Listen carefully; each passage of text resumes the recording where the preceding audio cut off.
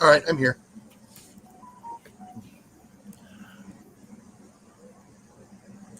I'm going to refresh my coffee and I will be right back.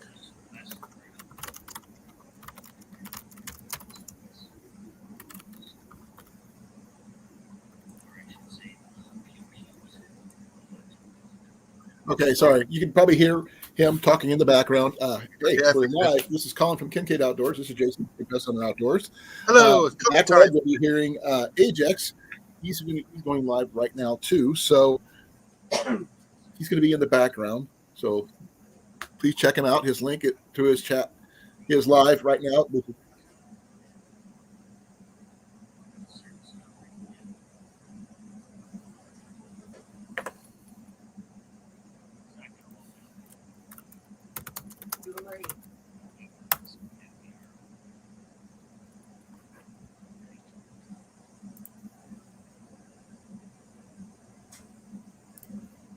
Okay, sorry.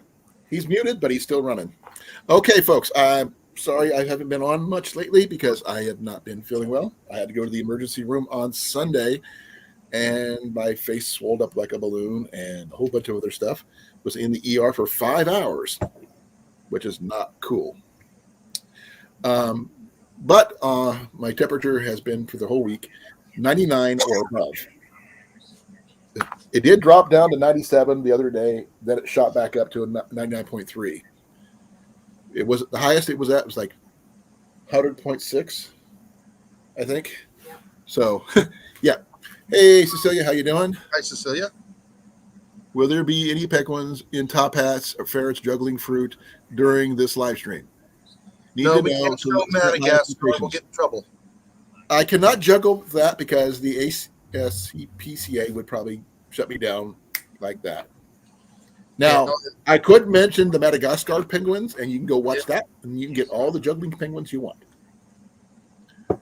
You know, because you know how they are, or they could. Well, does that movie Madagascar? So you can go Yeah. watch that as well. There's an Afro circus and everything. But I was talking before we went live about an idea that I had run by Jason here right before we started about my cane, about making it into a survival kit of those sorts. I wonder if you can make it into a fishing pole. Get a cane pole. Now, if I could figure out, see, one way, I mean, because this one has the holes in it and everything, Yeah. if I could figure out a way to run an extra piece or something in here that I could add on to it or something, maybe I might be able to do that. Or, oh man, what's those ones? Those Japanese poles that are telescopic, but they only have a eyelid on the end.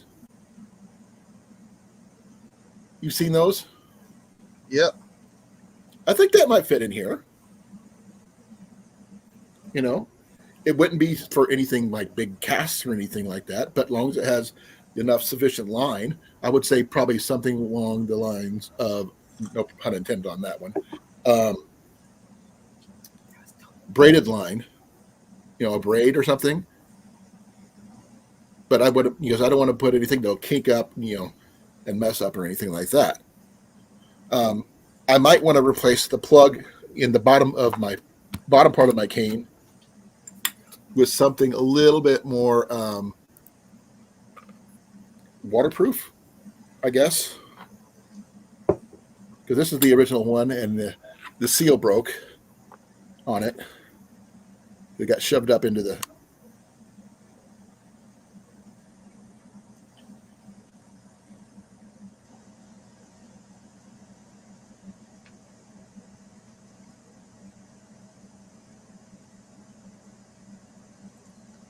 I don't know, Colin. Your sound is going in and out.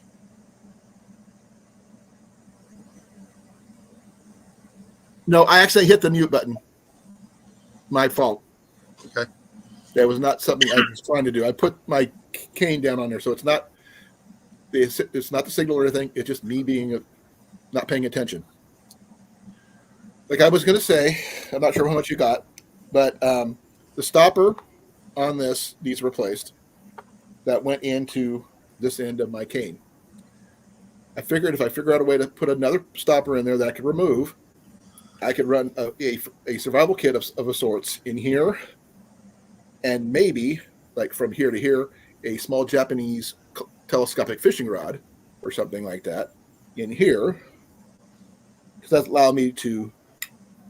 Because I only go up to the 5th hole, so this is about as far as I set my deal in the first place.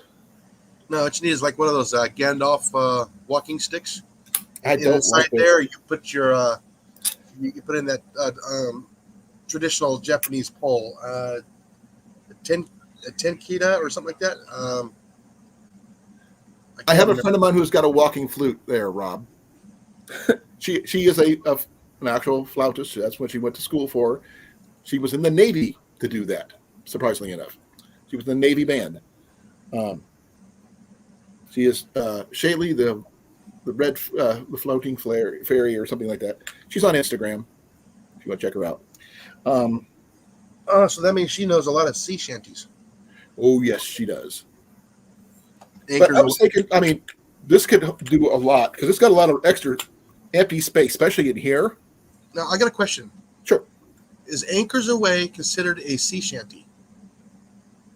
It is. Okay. Because it's a modern sea shanty, but still, because anchors still count with every boat out there or ship. Yeah. Not, I mean, even with submarines technically, because they don't dock underwater. They dock on above. They're part football. They have cleats. Oh, no, but it could be golf cleats too. Oh yeah. If you've watched any of what was the name of that movie? The one Periscope that Down. Kelsey Grammer did it. Periscope Down. Down Periscope. That's That was where he was playing golf off the deck of hitting the golf balls. Yeah. I'm sorry. Now I'm going to have to go find that movie later and watch it because between that one and the one that Tom Arnold did, McHale's Navy. So you know. No, I did not watch the modern version. I couldn't watch it. It's actually not bad because what's his name was actually in it. Ernest Borgnine, but it wasn't the same person he was playing.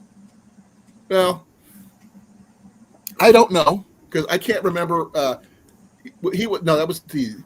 That was what was his name? Ernest Borgnine. No. Some of the other. No. Back in the day. Tim Conway? Not Tim Conway. Don something. It wasn't Don Knotts wasn't in it. No, not Don Knotts. The other Don. Rickles. Don Rickles. Oh, okay. He was in it too. Yeah, how did we get in the Navy? Oh, we start doing puns. Okay. Which reminded me, there's a new anime comic book, animated, whatever they want to call it, graphic novel of Popeye that came out. They updated a little bit, and it's freaking looks awesome. Yeah, I would love to see it a movie because if they do it animated, not a actual live action. I heard live action, and it's not going to be like the one with Robin Williams. No. The one I saw, give me a second here. I don't know if it was on TikTok or not.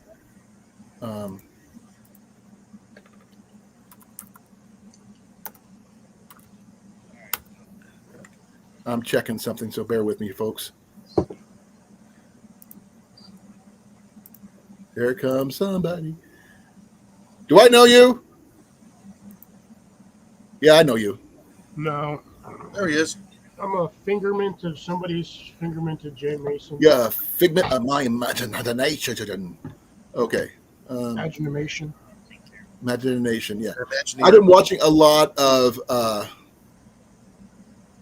TikTok because I've been stuck home. All right. Obviously. Ajax just ended his life. He'll probably be over here in a moment. Now, if you would, man, I wish I could help him with his live numbers. But I had a question for you, Cliff.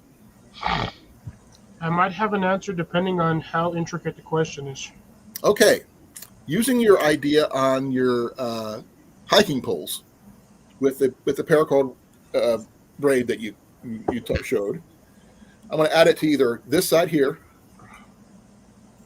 or down here of my cane, and make this basically, because this cane comes out and this is hollow, make it into a sort of a survival kit. Yeah, you can do that. I recommend the top half, though. Not really. See, Andrew put out a video. No, to wrap your stuff around. Oh, okay. Not for the survival kit, because the survival kit's going to fall to the bottom unless you got it taped or you got something that'll keep it from the top. There's a stopper that was originally in it. The seal broke. I'm going to place it with either a rubber band or some kind of rubber seal to make it, a little bit more waterproof. But something a little bit easier to come out than this one. But that could hold quite a bit, as you can see. Yeah. And I was thinking, as I was talking to Jason earlier before we went live, that those Japanese telescopic fishing rods that only have the eyelet at the end. Yeah, like the one we have. They collapse really small, probably about that big. No, they're about this big. I thought they went smaller than that. They might make a smaller one. Because I don't need huge. But something I could make a small fishing kit pole thing set up out of it. I don't want to use this at all. Bright light. Yes, the gremlins are out. Huh?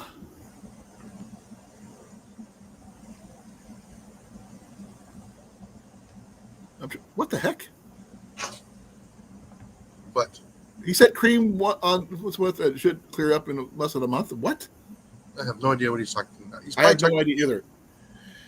But I figured I could do the wrap on here because I don't only use up to the fifth hole right here, Cliff, up to here. And I have all that extra space I could cover up because I'm not using it anyway. That's the universal answer is 42.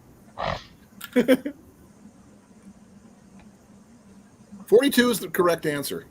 42 is the universal answer. It's still the correct answer. I am feeling a little better than I was. I'm not 100%, but I'm doing better. All right, Cliff, I just got your message. Did I miss something? Yeah. Kind of. I think when you responded, I was in the shower. I was done. I was covered in dust, sawdust particles, pieces of wood, dirt. Okay, for replacement stopper, what would you guys suggest? Because this is the original stopper. Okay. And I want something that could be easily removed, but still, I don't want the hole in there, obviously. You can get them from hardware store, the ones you put them on the bottom of the feet of the chairs. But the same size. It's still going to fit through here. Yeah, you get 4 of them. Because I want to. You said we were talking about maybe a washer or something in the bottom for it with a string. Yeah, that's so you can pull the stuff out. So I can pull everything out when I need it. So just try to figure out what would be the best idea for that. Trial and error. Yeah. You just tie a string to a tampon and just push it down there and just pull it out whenever you need to. Yeah, but open up, especially if it got wet. It's not waterproof. It will be if you put a tampon in there, suck up all the water. Yeah, but the thing is, it would be sealed. It would not come out. It'll come out. It's not like it's a rubber plug that once it gets wet, it expands and it glues itself to the side. It's just a piece of cotton like a sponge. Hey, Blake. Hey, Blake. Oh, Jenny's right here, by the way. Mickey, icky, wicky. There's Jenny. Sup, Jenny? Hey, Cliffy. Jason. Macus is. Let me go down a little further, and there he is. Cacus, smackus, wackus. Packus, Macus, packus, wackus. He meows at you when you're on. But that's my idea. I got to figure out what to put in it and everything else.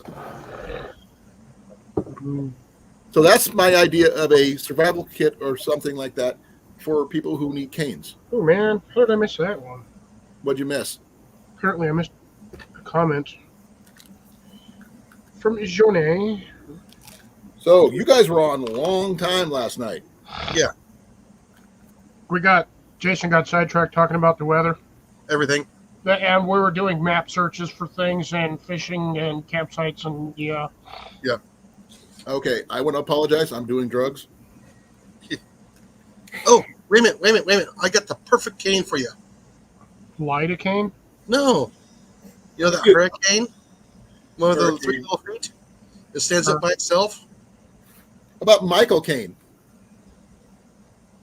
Solomon Solomon? Caine? Maybe a hurricane? You mentioned that, yeah. No, I like sugar cane. Now, We can do all the cane jokes we want. I'm okay with the puns. no, the thing is, if you get a couple pieces that all fit together, then you would have a pole cane. Don't know that one. Or cane pole. You'd have a mutiny on your hands, a cane mutiny. A cane pole for fishing. I'm the pole that you were discussing, the Japanese one. What's it called? Tenkia or something like that. Is it Japanese or Chinese? It's Japanese.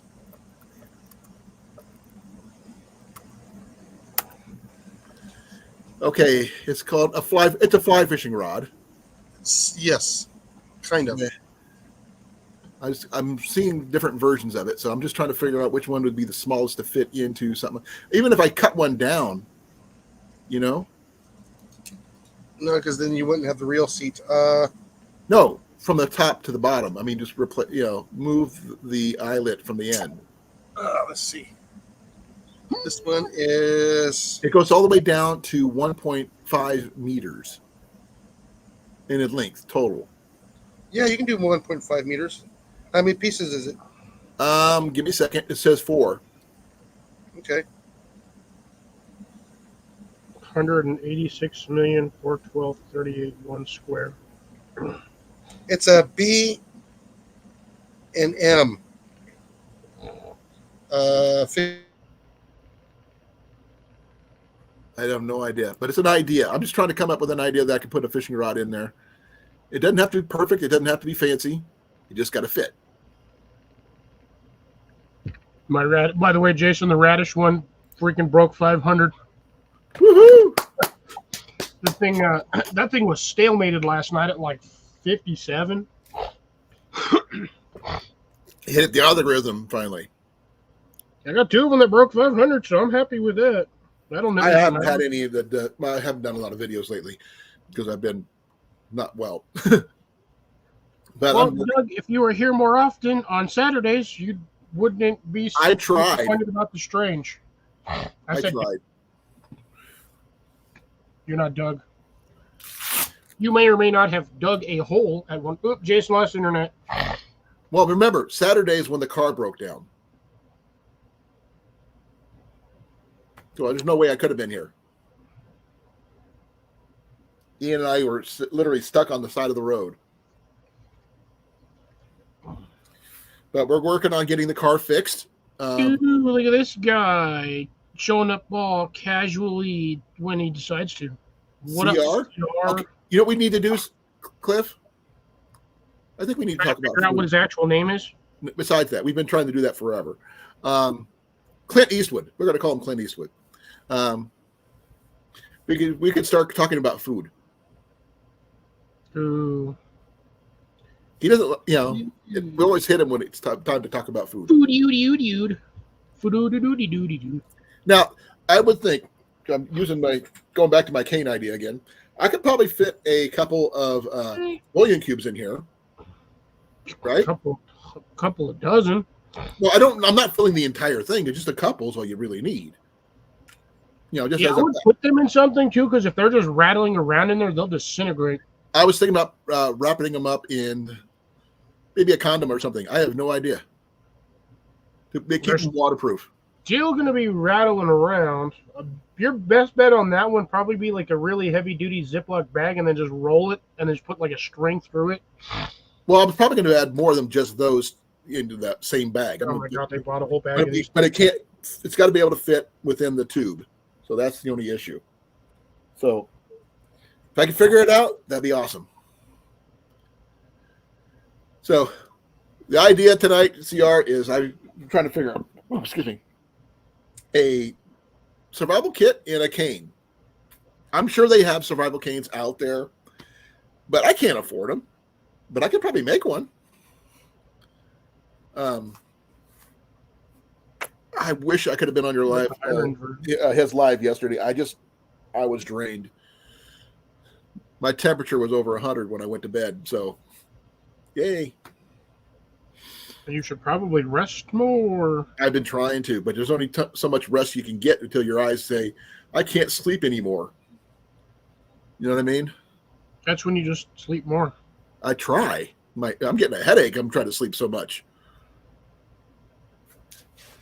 Let the crows go before you. I'm taking my meds. I'm taking my ibuprofen. So I'm doing the best. Drugs on the internet. What do you tried what before there, CR? Wild onions.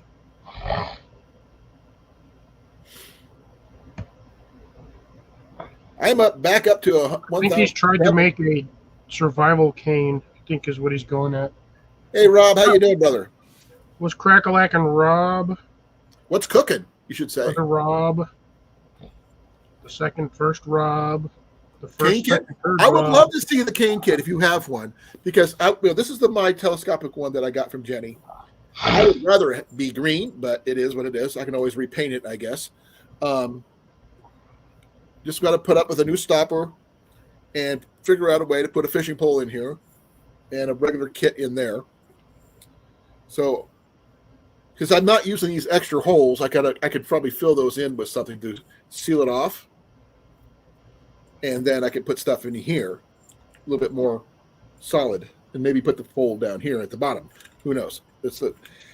And then you wrap it like you did with the hiking pole. That way I got to put some duct tape on here. I could put some a bunch of other stuff. Definitely not putting in a Mylar sleeping bag or blanket in here because I don't like those things. Because those things suck.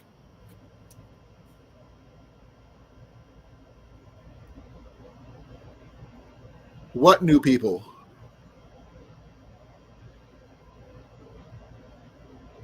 Celia, what do you mean? What happened for the new people? I have no idea what she's talking about. Context unknown. Crinkling is heard. Just kidding. Some chips I had. Yeah, I just finished up the last of my Flamin' Hot Lay's chips. I am not feeling well. Last Sunday, I just finished supper and my face went literally within minutes. And I ended up going about 7 o'clock. I went to the ER and I stayed there until midnight. They put me on heavy duty antibiotics and yeah. Good thing it was a 3-day weekend. Yeah, it was they do not get details. Mine stays right there, does not go anywhere. It's in a nice little spot. Oh, okay. I was coming up with an idea for making a survival kit out of my cane. I was thinking about putting in a small kit with the basic gear.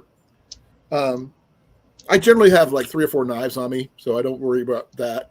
But the cordage will be on the outside with the idea, the paracord idea that Cliff demonstrated a few weeks ago.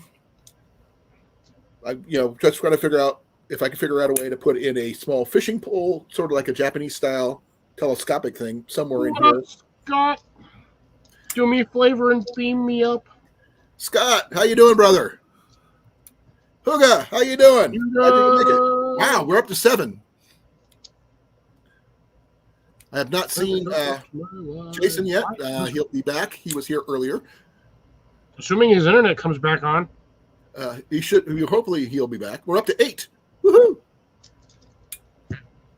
Yeah. One more time. I was discussing this with, excuse me. Colin's dying. He's gonna die in a live stream. I hope not. Making a survival kit out of my walking stick. And basic stuff we can do, the paracord wrap like Cliff showed off a couple weeks ago. I was thinking about putting a small fishing kit in here.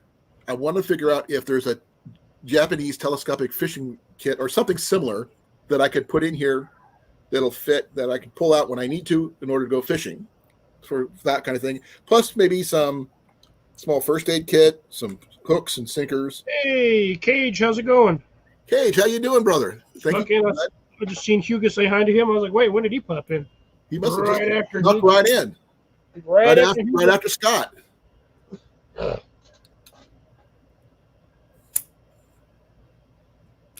Ooh, wow. Long drive. Long trip. He's been busy. Stop it. How wide is it? Give me a second here. Standard walking stick, I believe about 1.25 inches or an inch, roughly. Give me a second. I got to find my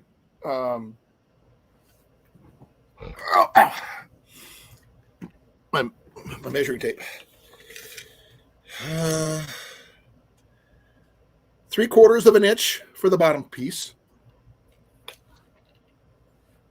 Top piece is 1 inch. Lengthwise, That's 3 feet. Total length is 3 feet. no, I'm going by how much usable space, because I remember I got to leave room for, because when this part is connected, it takes out some space. You're just using the bottom half anyway. I'm going to use both. I'm going to use, because this thing only goes up to, it blocks this hole right here. So that leaves me with this piece all the way up to here, empty. But I have from that top piece all the way down, also empty. That's a lot of space.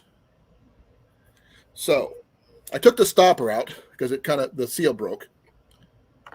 So I was figuring maybe I could do something, put a stopper of some kind, or even a new seal on that one, that I can actually use this for some kind of first aid, survival cane, I guess. Now, this is not going to be like anything like martial arts or anything like that, because I'm not that agile. But it is, I think, is really cool. I will be right back. I have to use the restroom. Colin's got to see a man about a bush. Yes, I do. You got the car in there, Cliff. I'll try to keep him as entertained as I physically can. I'm wiped out. I spent the last 2 days out in the sun, just yard working like crazy, trying to get stuff done. Was outside disassembling pallets earlier. I feel short. Okay, there we go. Much better. Sweat. Light adjustment there. There we go. Now we're cooking with gas. Just not bean gas. If you have a cane, you're not surviving. Well, right now he's Citizen. Citizen Kane!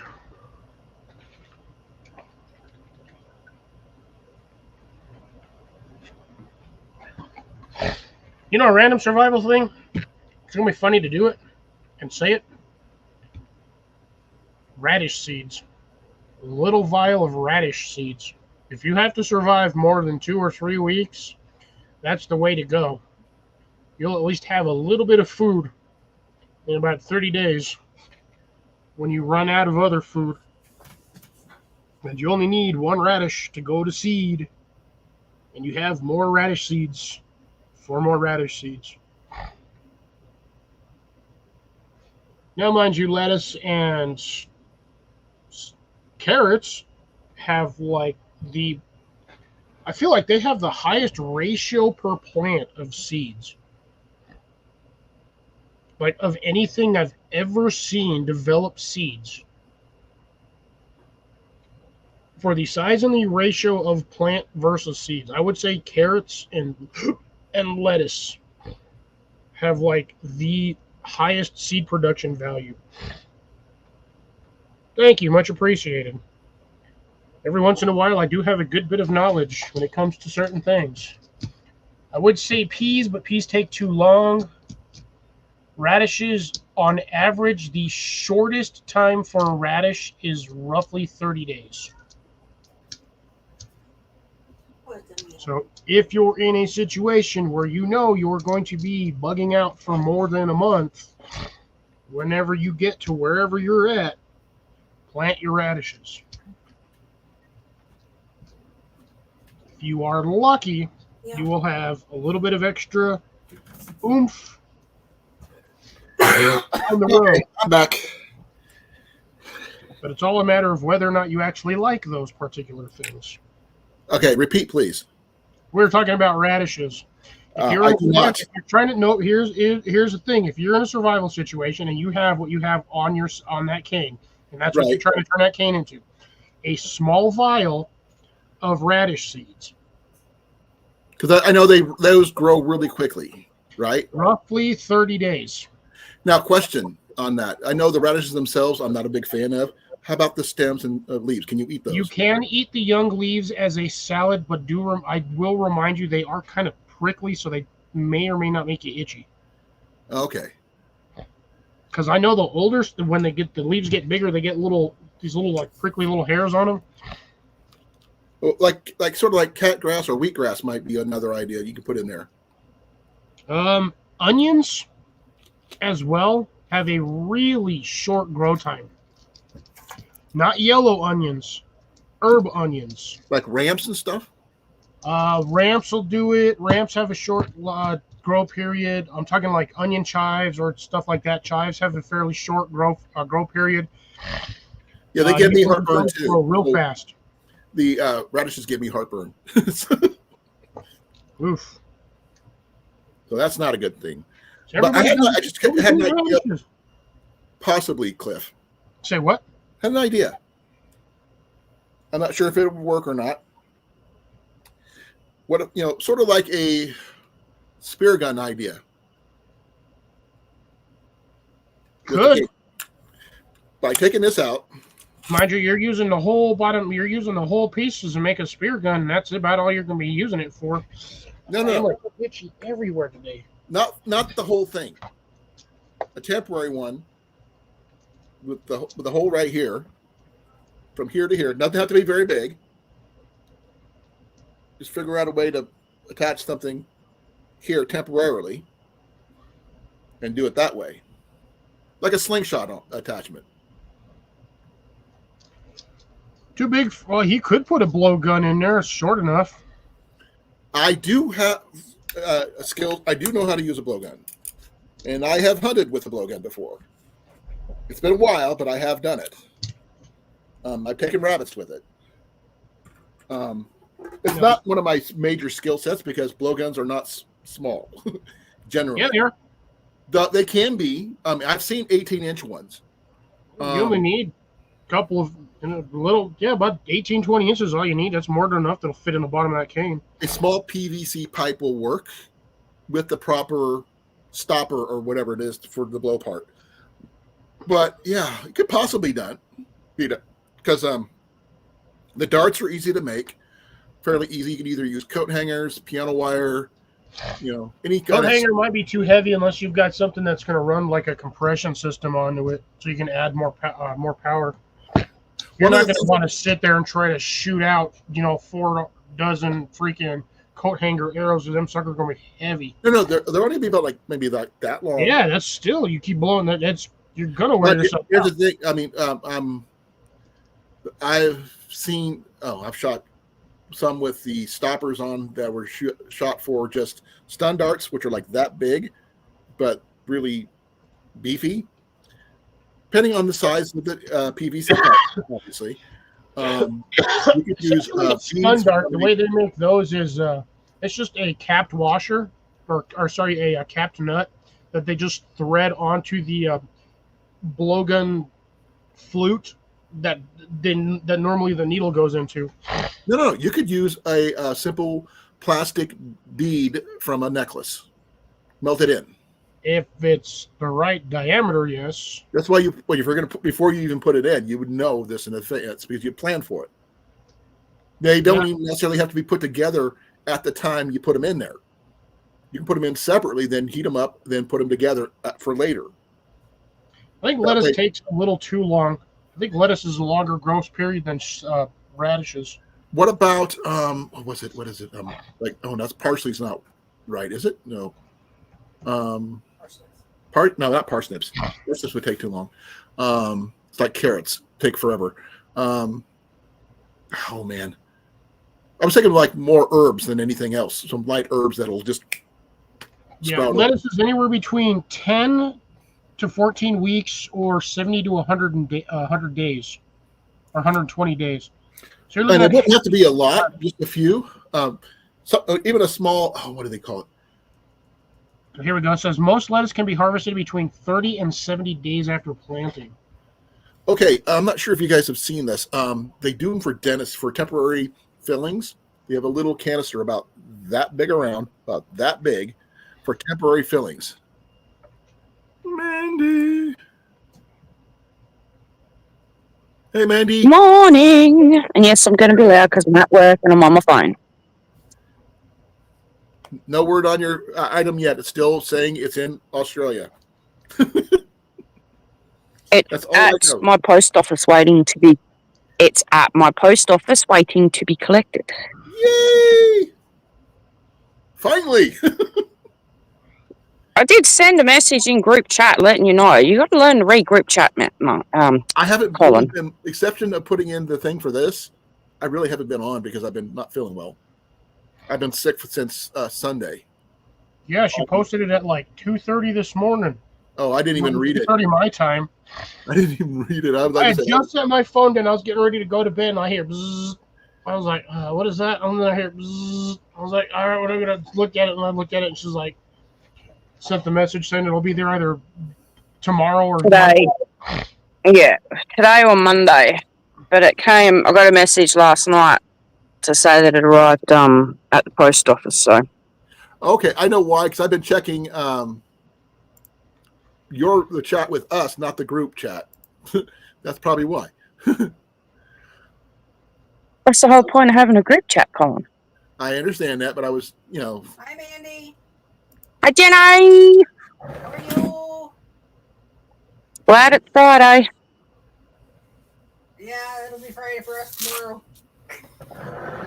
Better late than ever. Got my nephews coming. Well, one of my nephews coming today, and then my other nephew's coming on Sunday. Cool. Is he doing it?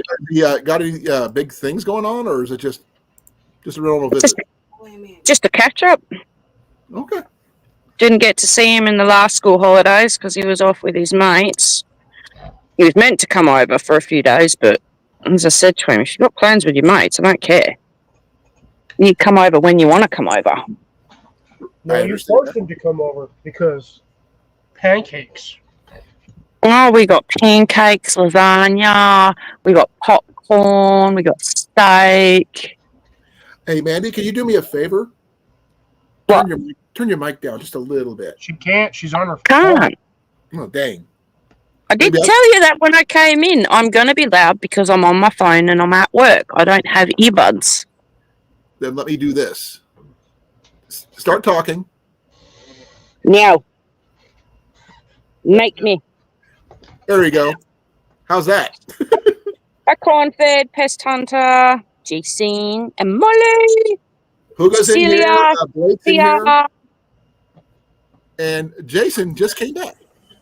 Yep, I'm back. SD. Steve. Yeah, I just realized that I can't see where once it got to Australia, it wouldn't let me see how far it was getting. It kind of says it stopped and it said it went to an alternative method. Stupid internet. Addressee not available. Scheduled for another delivery attempt today. That's all it says. Yeah, baby spinach is roughly 30 days. So yeah, baby spinach and radishes would be your Well, fastest growing. you got baby lettuce too. Little greens. You can have that in 3-4 weeks. Well, I mean, technically anything is baby if you harvest it Yeah. before it's actually, fully matured. Except for baby carrots, there is no goddamn such thing. Yeah, I know. I'm looking at mustard greens, maybe. No, Cress, okra. Bok choy. I don't know how long it takes. Bok choy's on there. All right, I just saw that. Turnips, scallions. That's what I was thinking. Scallions. I like scallions. Onions. That's an onion. I don't see where beans would be a short-term one, but There's not a short-term bean. Every bean is like 180 days plus. Did they take 4?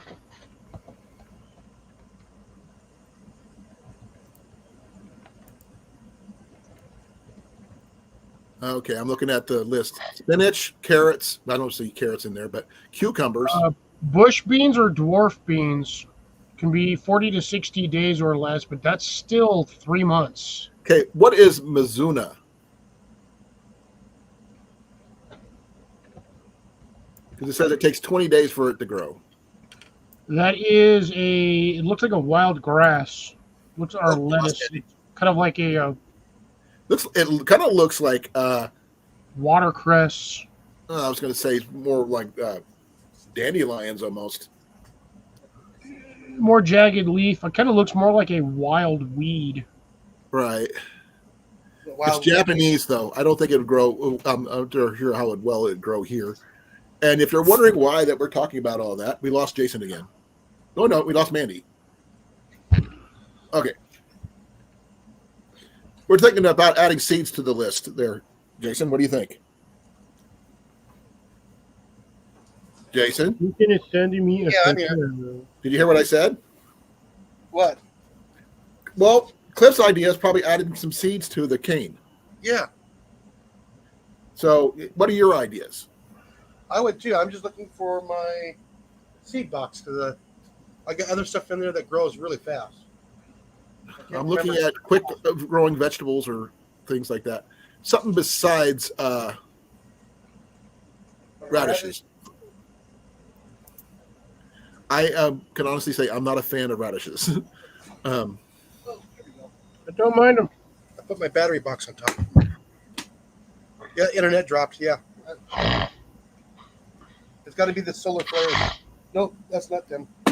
Well, she's also outside walking around, so she probably limited internet connection. Jesus, I can't even English. I'm so tired.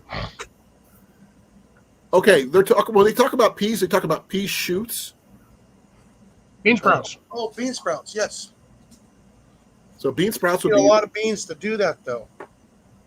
well. That's why you would choose for something like that. It would have to be like maybe a few seeds at best, unless you got like you said carrots. But carrots take a little while. The problem with bean sprouts is you harvest once and that is it. You have no other seeds other than what you planted. If you do not have seeds left over, you have nothing left in the tank. It's a one and done kind of thing. Which, unless you're growing like 5 grow trays worth of bean sprouts every couple of days, you're going to run out of food after the first meal. Yeah. Right. And it takes a lot Okay. of bean sprouts to get a meal. Question on the turnips. If you just cut off the top of the turnip and replant it, will it grow again? I believe you need the bottom half. Like a pineapple. That's what I was wondering. Arugula, like you said. Oh no! Kale. When it comes to a lot of those kind of vegetables, you need the bottom half of the vegetable, not the top half. Well, I just thought that would cause it to Yeah. No, you want the part where the roots are connected because that's where the cell of the plant is at. Okay. So that probably wouldn't work. You can do it with beets, radishes, carrots. I've seen people do it with carrots. Now, mind you, with carrots, usually when you do that, you don't necessarily grow another carrot. It'll grow to an extent, but what'll usually end up happening is you'll get your seeds from that particular end cut. Yeah, I saw a lady who always would leave like half her carrot crop in the ground. Bok choy, 30 days. Let it go to seed for the next year. So Okay, so bok choi's 30 days. Yeah, if you live in a warmer environment, you can get seeds from your carrots the same season. well, I'm just going by what she showed, and I thought it was really Yeah. interesting. And they get big from what I saw. I mean, they get tall. Oh yeah, they get massive. I had one that was about 4 or 5 feet high, and the head on that thing was But hers was like this big. yeah. That's after the 4 or 5 feet you were talking about. Yeah, them flower heads if you give them enough room and enough fertilizer, they will get massive. Well, Oh, I just realized something else I could put in there in the kit. I can Yellow put in my crookneck leather squash. needle. Yellow crookneck squash, 50 days. However, if conditions are perfect, you can get them faster. Same thing with the zucchini. Sweet potatoes as well. Under the right conditions, you can get a batch of sweet potatoes in under 70 days. The only thing I can think of that would probably grow faster than either one of those is the one thing I can't eat: Mushrooms. mushrooms. Now I'm thinking about trying that mushroom coffee.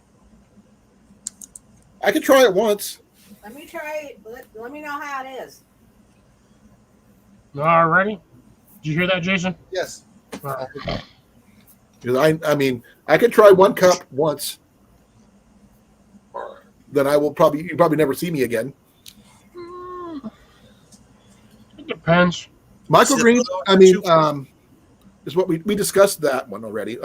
Yeah, that one goes along the lines of essentially, what the hell was I saying? Bean sprouts.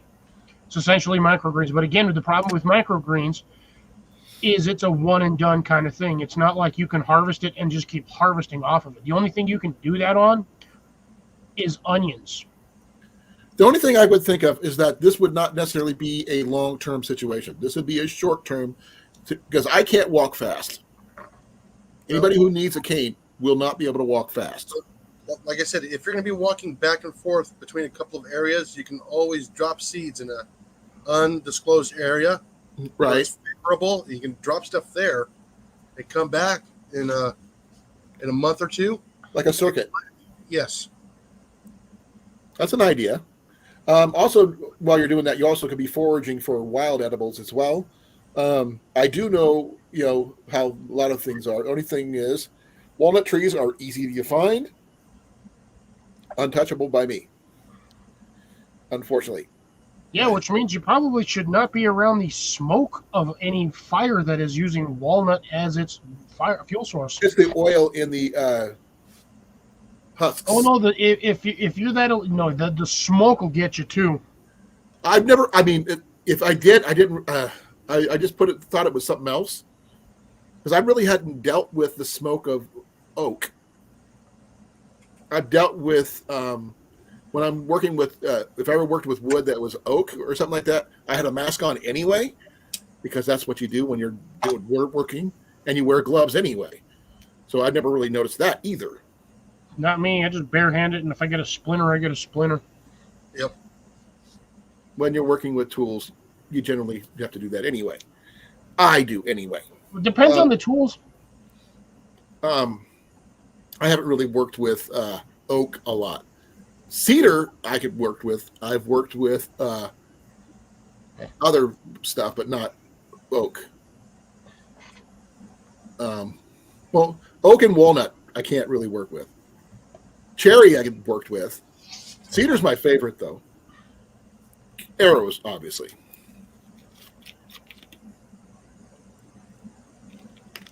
But just trying to think of, microgreens would be one thing. I don't know how much of a long-term thing that would be for something like that. But Jason, when you were gone, I was thinking about maybe putting a setup for a slingshot on there somewhere Yeah, I was actually listening. That's how I was. I stuck my phone by the window, and I can get at least 1 or 2 bars. I'm not sure if you guys seen those slingshot darts that people use for bow fishing. Yeah, sling darts. They're like that long, and they just like use them on a slingshot that are attached to a fishing reel. On your wrist. Usually on my wrist, but the thing is, if you can barely stand as it is, who knows? It's an idea. I don't know how well it would work, but since I'm not really proficient in slingshots. I mean, Unless you're shooting directly above the fish, you ain't gonna hit jack squat. You aim below the fish. below. Still If might you aim miss it. above, you've already missed it. It also depends on what angle you are at. Yeah, that will skip off water at a certain angle. No, I'm talking about where you see the fish, depending on if you're high above it or at a low angle. Or if you're wearing polarized sunglasses. Polarized sunglasses make a difference. I wonder if they make an app for that. Possibly. They might make a filter for it. You're going to have to look it up and let us know. I mean, I would love to figure out. I've heard of sling bows. I've seen Dave Canterbury use them and everything else. Something you could work with. I mean, I'm sure you could probably put the bands in the cane, But I don't know how well that would work in long term, especially since if it gets hot and everything else, bands will deteriorate over time. Sounds like Jason's got a phone call. Thought she does. He's gone. So I'm gonna ask the hunters in the group. So I know that SD's a hunter. I think Corn Fed is a hunter, and Blake is a hunter. I believe. I'm not sure about Huga or Rob on the road. I don't know about him being able to hunt over in England. Only thing I hunt for is Red October. No, Rob used to hunt people. You hunt for the next flashlight or your chopsticks when you lose them. Or you go Goodwill hunting. Oh, that's Goodwill hunting. That's more me than him. That's a good one. Well, they're trying to figure out what else is short term that grows fast. Honestly, nothing. It's either greens or spicy stuff. Well, I think putting in some bouillon cubes of both chicken and beef would not be a bad idea in there. Anything you can add in conjunction to the microgreens or whatever the short-term greens you have to create a better meal than it would normally be without. Yeah, honestly, at that point, the fastest thing is going to be like your onion greens, like your green, not your like seasoning onion. Right. Well, I was thinking if you do have a fishing kit in there and you get fish, anything that would go with fish would be great. Oh, definitely the greens. Onion greens would go perfect. What about garlic? Garlic takes an extremely long time to grow. Yes, it does. Okay, what's the wild onion thing that everybody finds? Isn't that like a leek or a ramp or something? Something. It's similar. It's essentially wild onion, but yeah, a lot of that is outspread by birds. I found it growing up all the time. You can just use your nose.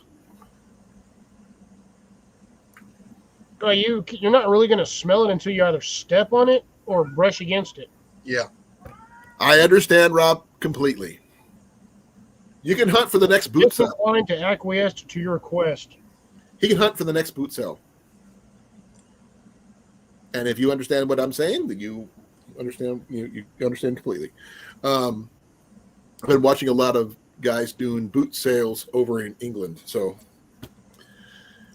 now I do know you can hunt rabbits in England within reason, and I believe you have to have a permit for this particular purpose. I'm not sure if it's air rifle or actual firearm. Not squirrels.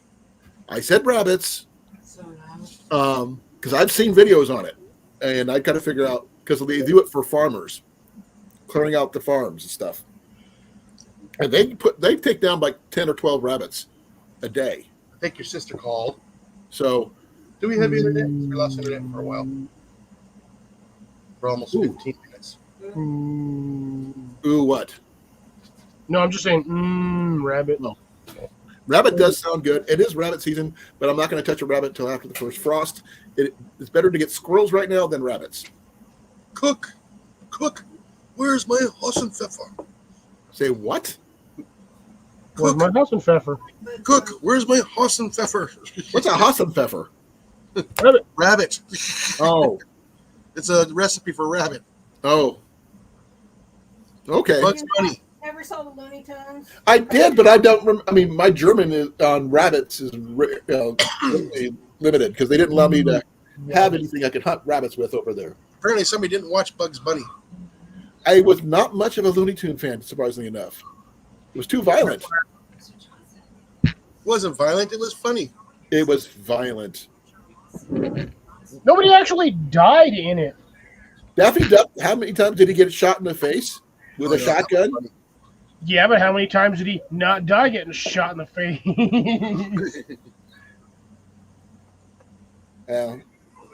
Who is your favorite Looney Tune? Marvin Martin. Jenny It likes was one of Marvin. the first series where they had nonstop cross-dressing and nobody complained about it. Oh, yeah, especially during the opera scenes.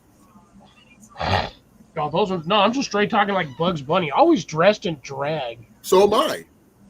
He was the one who dressed in a drag during the opera scene. And yeah, and That's where the song "Kill the Rabbit" comes from. Yeah.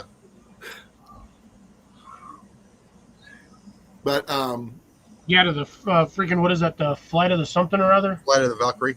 Yeah, there we go. Every time I hear it, all I see is either a whole bunch of airplanes coming at you or a whole swarm of bees, and I'm just No. like, Helicopters. nah. oh my god, I'm seeing so many freaking bumblebees around my house now. Yeah, I saw one bumblebee the other day. Is that I was good like, or bad? "Ooh." Dude, I got them by the dozens over here. No, dude, every time I walk outside, there's like 4 or 5 flying around where I'm about to walk, and then there's like 19 more somewhere else. They're But that's all good on though, isn't it? With your flowers. garden? Say what? That's good with your garden, isn't it? Oh yeah, I want them over there. There's Yes. a W-2 Lures. that the local constabulary would give you 2 half pennies for every squirrel tail. Can you work out why?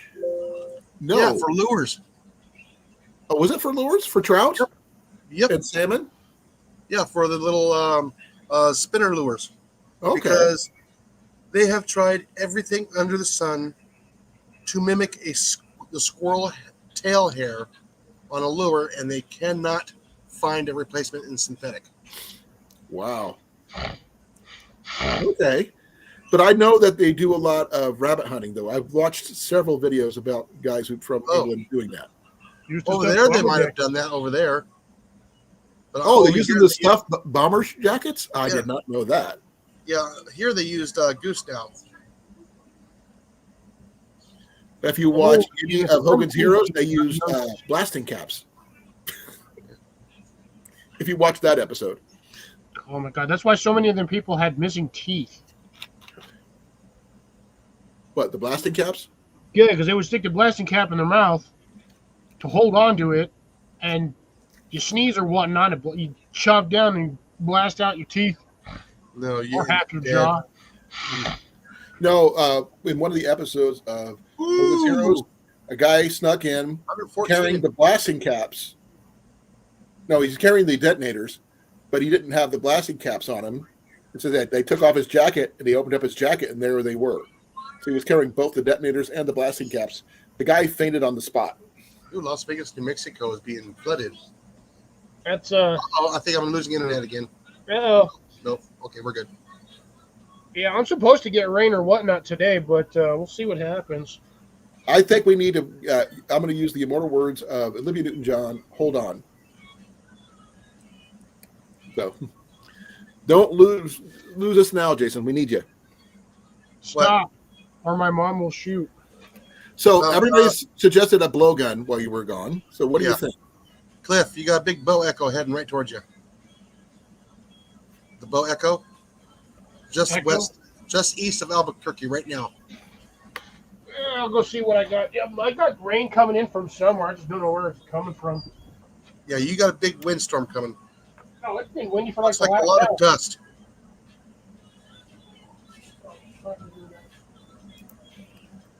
Yeah, look to your east.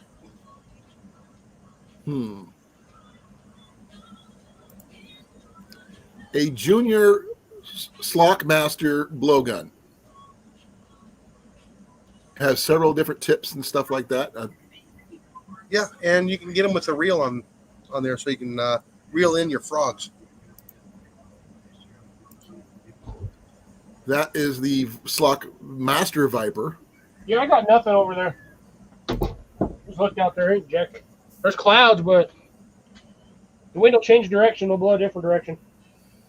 Oh no, it's on its way. You got thunderstorms to the south of you. It's called a big bore fish hawk. Yeah, That's interesting. yeah. Justin uses one when he goes fishing for carp and frogs and what is it? The needle-nosed gars. Okay, so here's what I've, looking at this one here. I've used these particular types of tips before. There's Yeah, those are specifically designed hunting tips for blowguns. Yeah, I've used those, but I've never seen this before, which is really interesting. Now, if I had a secondary kit, I could add to my make a walking stick out of something like that, then that might be something I might consider. I'm not sure how much that would work though. That's interesting. It is. Sure.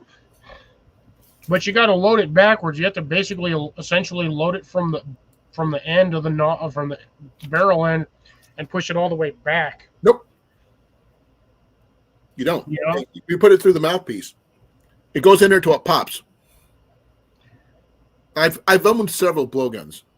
Yeah, I own a blowgun. I have two of them. I also have the extension to make the thing like 6 feet or like 5.5 feet. Mine was 6 feet. But when you're using a fishing rig like that, you cannot put the line through where your mouthpiece. Oh, the line part, yeah.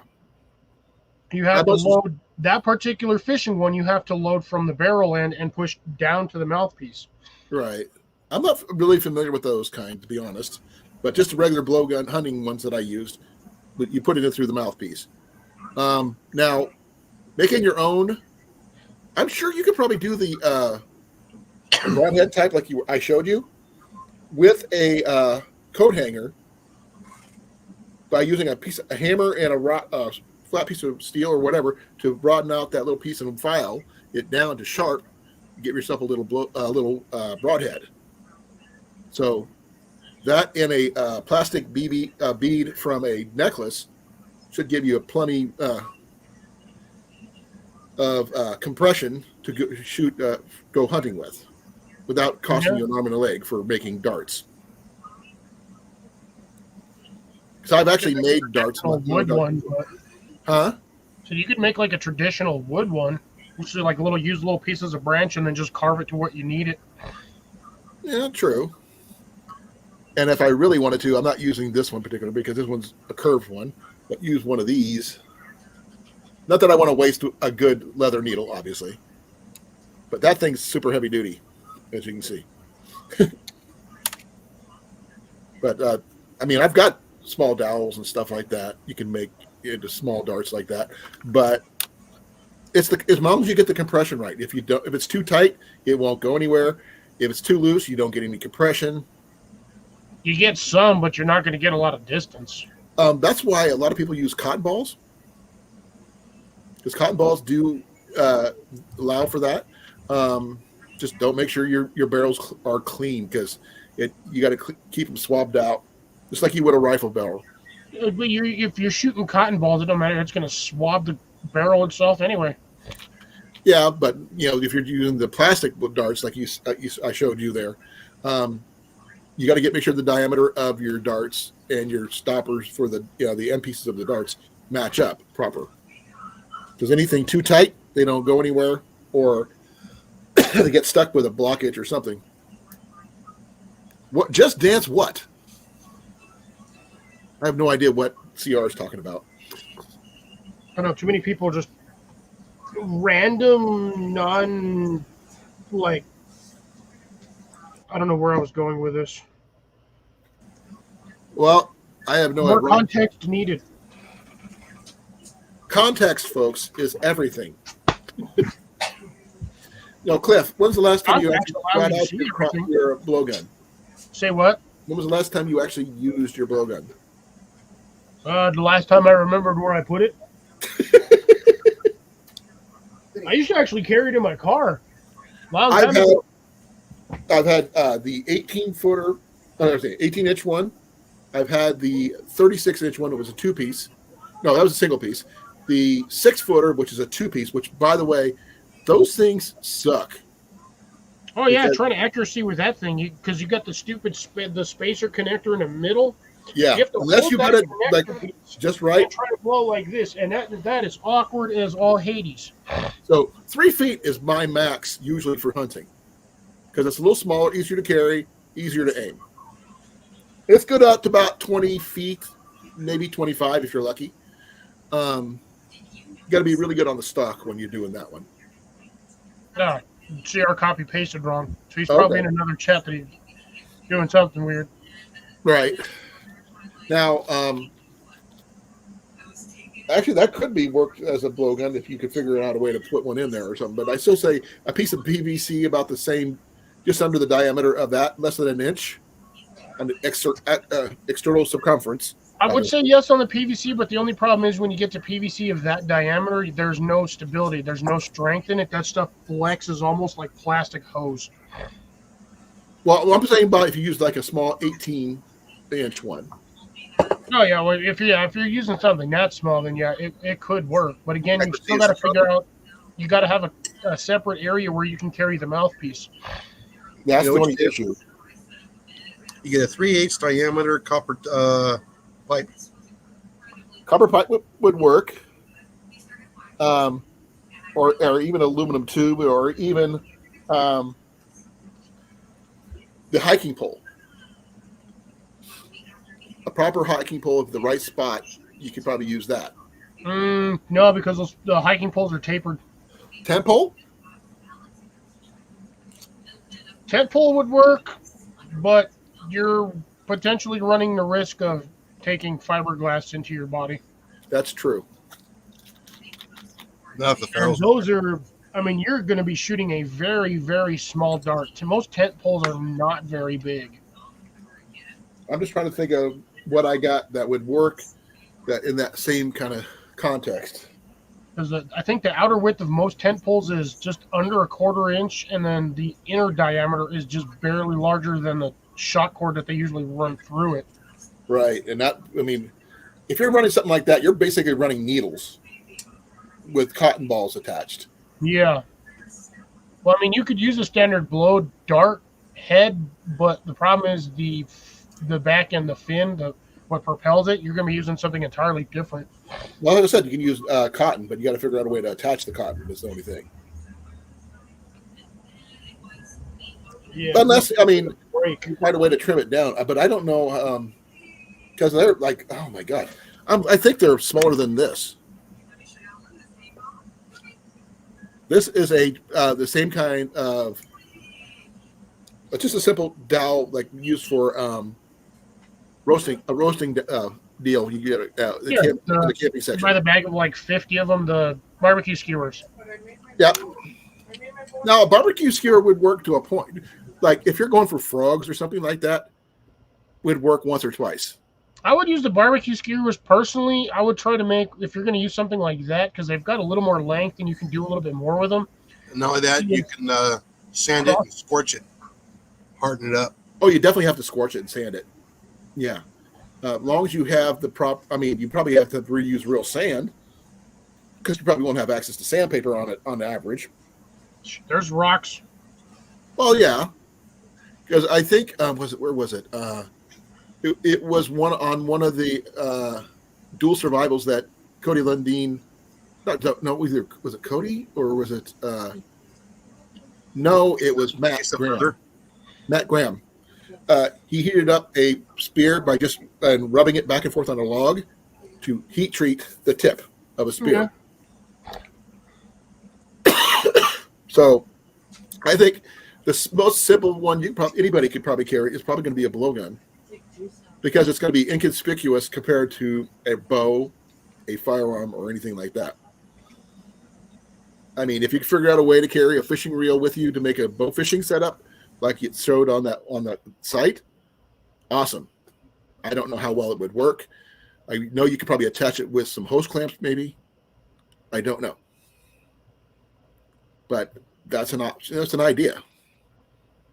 Now, cost effective, don't know. I've never seen anybody use one on a regular for a survival situation, or even. No, because you got to walk around with a whole bunch of darts. Because if you lose one dart, that's one dart lost, and them things are only like 4 or 5 inches long. So that's the reason why most of those darts have brightly colored tips, or the butt end on that thing is like neon colors. Well, you could dye the cotton balls or spray them or whatever, because make them any color you want. Now, I don't know if cotton balls come in any other colors, which is entirely probable. Never seen them come in any other color than white. Now, that's an idea to look up. So give me a second here.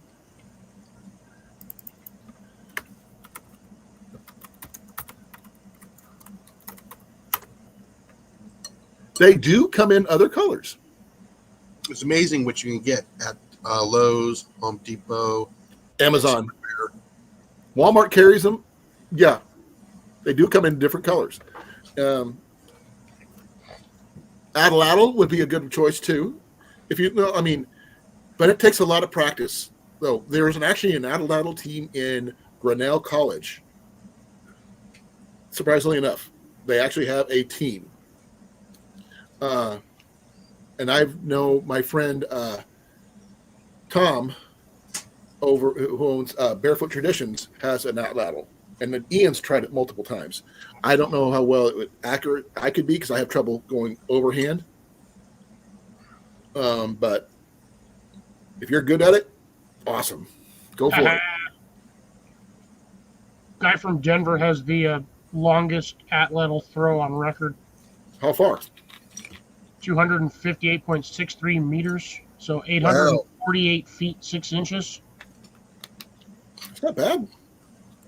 That's a long ways. Yeah, it is. A long ways. That's pretty good. With three football fields. The thing is, a lot of people are, in hunting situations, can be more accurate with an Atlatl than bows even sometimes. Yeah, that's almost 3 football fields. Post to post. 800 feet? 848 feet, Yeah. 6.5 inches. Say that again. I'm just 848 feet and 6.5 inches. Yeah.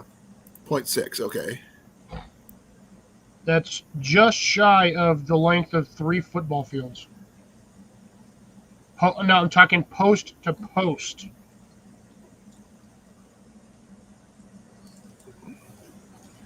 No, actually, let me see here. I must have did it wrong. I have to check something. Because a standard football field's 300 yards. No, 100 yards. Oh, yeah. 300 feet. So you're getting almost 2 football fields. That's still a long throw. Oh, yeah. That's a ridiculously long throw. Hey, Mike, how's it going? Hey, Big Mike. All right, said hi to Mike. Yeah, he was up at the Renaissance Fair this last weekend, up in Sioux City, Iowa. Mm-hmm. I was unable to attend anything because I was sick. Because you were in the process of trying not to die? I wasn't dying. I just felt like I was. But my face swelled up like out of the blue, literally. I just got done eating, and my face went like this. You ate some mushrooms and didn't know? Nope. I actually had a BT. That was it. And milk. I had BT on wheat, and nothing I haven't eaten before. Bacon toast. So they said it was a salivary stone caught right in here. So it just blocked the salivary gland, and it caused everything to back up. So I got to take my pills and keep on trucking. Drink more water. Oh, I've been drinking a lot of water. This is my 5th one of these. And this is not straight water. This is actually electrolytes and stuff. I actually found out this one actually has 10 of them instead of 7. I've been taking these. Ooh. So I have been. Yeah, I haven't had a Pepsi. The last this is of my the first purple Pepsi I've had since Saturday. So there you go. Another really funny one is a straw. If you can get a really good heavy-duty straw, technically you already have a blowgun. Oh, Yeah, the metal straws. do you remember those? What are they Oh, called? I don't do metal straws. No. Screw the turtles. Pixie sticks. You know those giant pixie sticks? Yeah, the plastic ones. Yeah. Yeah, they're too loose. Dang, that was an idea. No, actually, that would probably work for a blow dart or maybe even a paintball. Yeah, Hail Hydra. Who put hydrate? Hail Bob, hydrate, I can understand. She's all hail hydrate.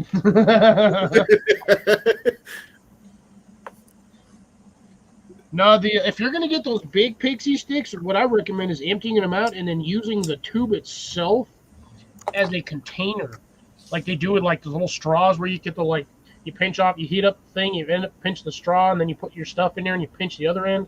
The little salt and pepper packets. You could do seasoning mix in there. You could do Sugar. sugars. You could do like fish. You could actually get a fairly large fishing kit in something that size. Yeah, probably be a good idea too, because that would waterproof any other thing I need to keep in that kit. Yeah, because everybody just uses like the standard drinking straw, but the problem with the standard, I mean, me and Jason got Whataburger. They got some fat straws over there. Yeah. You can get a lot in one of them fat straws.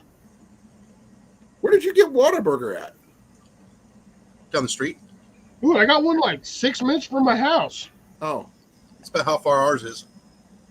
I didn't realize you guys both got it at the I same can't believe time. how expensive that is. What? Whataburger is expensive here. Yeah, They have it's one actually at cheap down Hy-Vee. here for some reason. They have one at Hy-Vee downtown. Yeah, all of our fast food places are about the same price as going to the Hamburger Depot. Hamburger What's Depot, the you get Hamburger better Depot? food. It's a little small chain in our area. Never heard There's of it. about 4 or 5 restaurants in our area. Ah. Better food.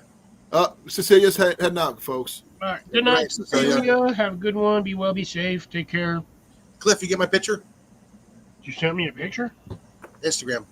Did you get my message? My reply? Yeah. I replied like forever ago. Is that the one about when someone always thinks it has it better? No. Oh. No, So that one. The picture of the peas. I didn't see that one. They're getting big already. Now, what do you think of the idea about the giant pixie stick sealed containers? Yeah, it'd be great to put like matches in there, strike anywhere matches. A ferro rod. Screw that, man. As big as those things are, you could probably get about 8 storm matches in that thing. Right. And a striking surface just in case.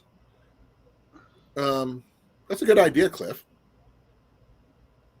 Although, to be honest, I don't see those giant pixie sticks a lot in the stores anymore. I used to see those everywhere in the 90s. Let me see here. I haven't really looked for one. Because that's basically pure sugar. Yeah, it's basically Kool-Aid sugar.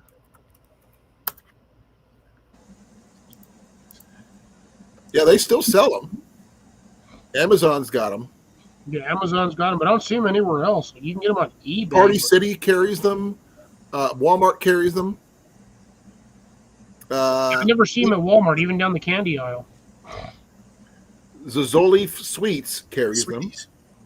The penny candy store carries them. Sweeties candy. The bulk Oh, candy store. yeah, that I can almost guarantee they have them. The bulk candy store carries them. Yeah, I named it. Yeah, I was saying the same thing as you said it. No, I think Sweeties is the one in Arizona, ain't it? Yeah, the Chandler. Matt, yeah, the one you keep telling me about. And then there's another location northeast. Gumballs.com carries them. So a lot of places that still carry them, the giant ones. Just get one box of them. You could do a lot with those. Now, what do you do with the actual content? That's up to you. That's a lot of sugar. Unless you're planning on making like cotton candy or something. Ooh, those would actually probably be an interesting cotton candy. It's sugar. Spun sugar is all it is. Yeah. So I don't see why it wouldn't work. It's already flavored. And colored. Exactly. That's what I'm saying. It's essentially Kool-Aid in a tube. I'm wondering what kind of stuff and how much stuff you can put in a 2-foot PVC pipe that's 2 inches in diameter with 2 caps on it. A lot. A lot of people use those for caches and stuff. So yeah, but you can tie it to your backpack. People use them for making quivers a lot. Homemade quivers. Yeah. You can make a ghetto bow out of it if you absolutely had to. No, I just know about that one. Imagine the stuff you can put in there. I mean, matches. It's waterproof container. So balls. It will definitely float. Oh yeah. If you actually, I'm not sure if you've seen the episode of Dual Survival where Dave had a bow, but he didn't have any arrows, and he ended up having to make he flint knapped the bottom of a bottle to make a couple arrowheads to go hunting. It was really interesting. Yeah, you can put chopsticks in there. Yeah. If you're going to use chopsticks, got to use the ones I was talking about yesterday on your live is the titanium ones. Nah, bamboo's fine. You can use them for other reasons, not just for eating, because they're titanium. Use them for a trap or something. Yeah, I don't know what chapsticks are. I mean, I know what chapstick is, but I'm not going to sit there and use chapsticks to eat food with. No, chapsticks actually works for bows. So, for your bowstrings especially. Great if you want to start a fire real quick, because it's technically a petroleum product. Strawberries. Actually, what I do with it? I just do them schnozberries taste like schnozberries? Yeah. Sweet. I just had a new thing of bowstring wax. I had it sitting over here, but it got knocked off when Mac decided he wanted to look out the front window. And where it went to after that, I have no clue. So it'd take me more time to look for it than just say, I'll find it later.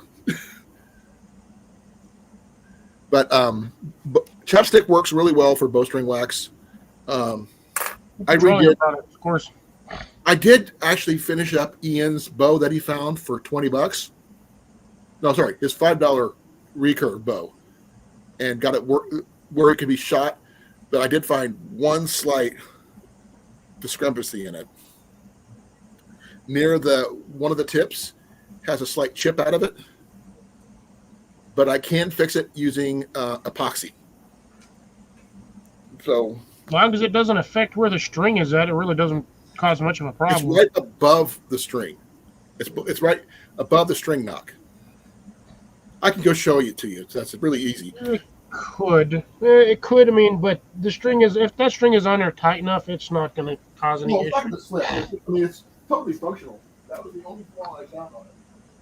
So you think 2-inch PVC, Jason? Yeah. Yeah, I got tons of that stuff. Yeah, because that's. I would seal off one end with an actual cap on the other, and put a threaded cap on the other. Yeah, I would do the threaded cap on the other side. Actually, I would do a threaded cap on both sides. Why would you do it on one side? Stuck in there, you can push it out. No, that's why you don't pack it all down there. And the easiest way to solve that problem is you just get a smaller piece of PVC and the end of a string, and you just plug it all the way down to the bottom. Yes, you'll have an extra piece of PVC, but anything that gets wedged down there, you can just pull that string out, and it'll all come out like a backed up toilet or a sewer line. Because, I mean, essentially, you could just get a washer with a eyelet, put a nut on the bottom of that, and just drop that all the way down there. Yeah, I was telling the same thing with Colan with his cane. Yeah. Use like dental floss or It's a slight splinter right there. It's just the safest one. It's easy fix. It just takes a little bit of fiberglass and some epoxy. And a little sanding, it'll be fine. But other than that, that thing is a fully functional bow. a couple of zip ties and some duct tape. Only if you had to do it. But the string itself turned out really, really well. I redid the serving string. Turned out really nice. But yeah, this is a 45-pound bow. And it's a really nice looking little bow. That's about what most Samiks come at their base weight is 45. This is not a Samick, actually. This one's a Seneca. Well, I know, but that's what I'm saying. Like the limb-wise, Samick usually comes around 40 to 45 pounds standard. My personal, because I like the 55-pounders, because I want to be able to be useful in most situations, not just some situations. But the only thing I don't really care about it is look how big that grip. I can't. Yeah, you pretty touch much my thumbs. got that whole thing wrapped in there. Yeah, it's a really deep riser. Cut, you know. I like being able to touch my fingers together, and I've got big hands, and it's still pretty big. It needs a little sanding, maybe some lacquer on it, but other than that, it's a really nice functional bow. We paid $5 for. No twists in the limbs or anything. He just talked the guy down to $5. So he did good. It's because his wife was probably pressuring him to get rid of stuff. I don't know. He was by him. He didn't specify much other than he talked to the guy. He asked him why he got the bow strung and all this other stuff. Leaving it strung in the sun, not a good idea. And he said, "What are you going to get me to it?" He said, $5. He goes, "Okay." So Ian's got the gift. So this is the third bow he's picked up from there. So he's on a roll. Ooh. Only thing is, it does need, well, I guess, well, actually the shelf's pretty nice. Some arrows, I guess. Like I said, it does need a little TLC. But other than that, it's fine. Considering it should last him a lifetime. But he's got other bows to use for that. We were thinking about 2-inch. We're using 2-inch pipe, and with a piece of 2-inch pipe, you'd be able to get a legit entire full hank of paracord down that thing. Yeah. It wouldn't even. You'd have I mean, you could even do it. Watch where mine goes. Let me see here. I don't think that'll fit in here, but if you had like a 2.5-inch pipe, that would slide right in, no problem. Well, the masonry line will fit in there. Yeah, that will. I got a roll of that. It's over here someplace, but yeah, you're getting. I mean, you would get about as much, actually 3 times the amount of cordage. Yeah, About that's this 300 stuff? feet. Not about as. The cotton twine. Now you'd. This is You're nylon. making like a small, like a gill net or something. This is nylon.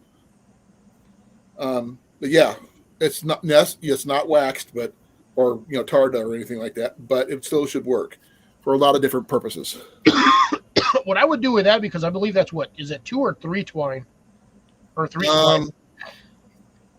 Well, actually, let's take a You look. just grab it and just untwist, and it'll tell you that you should be able to see how many. 3. 3. But it does break down into even smaller pieces. It's a triple And is it twisted or braided? twisted. Okay, so yeah, I would No, I would it's- untwist. See, there it is. Yeah, there you go. Yeah, I would untwist that, and what I would do is I would make a gill net. I've seen people do it. I have not done it myself. That's time consuming. It is. Well, the thing is, you can make it more than just a gill net with it. You can make hammocks with it. You can make backpacks, bags, you name it. Fishing nets. I've seen people do fishing nets too. How to make them the same way. Fishing nets is like the top one most people use, but you can use the same concept to make a hammock. You can make the same concept to make a backpack. It was a hammock and a fish net. Yeah. Especially considering you can break it down into 3 separate strands. So whatever the length of that is, so even if you'd say 100 feet, that's 300 feet of usable cordage. Well, it's more than that, but yeah. Well, you can use a hammock and a fish trap, and you can get a lot of fish. Yeah. So that's an option. But this is one of the items I picked up from the flea market. You know what the funny thing is, Cliff? There are a bunch of ancient, or actually probably not ancient, but there's fish traps in the Antelope Valley in the middle of the desert. Where? In Southern California, in the desert, there's fish traps. Well, I can understand that because it wasn't always dry. No, it wasn't always dry. But it does say that someone was actually fishing there. Yeah. But they've also found archery stuff in the mountains, high in the mountains, with Swiss Alps. So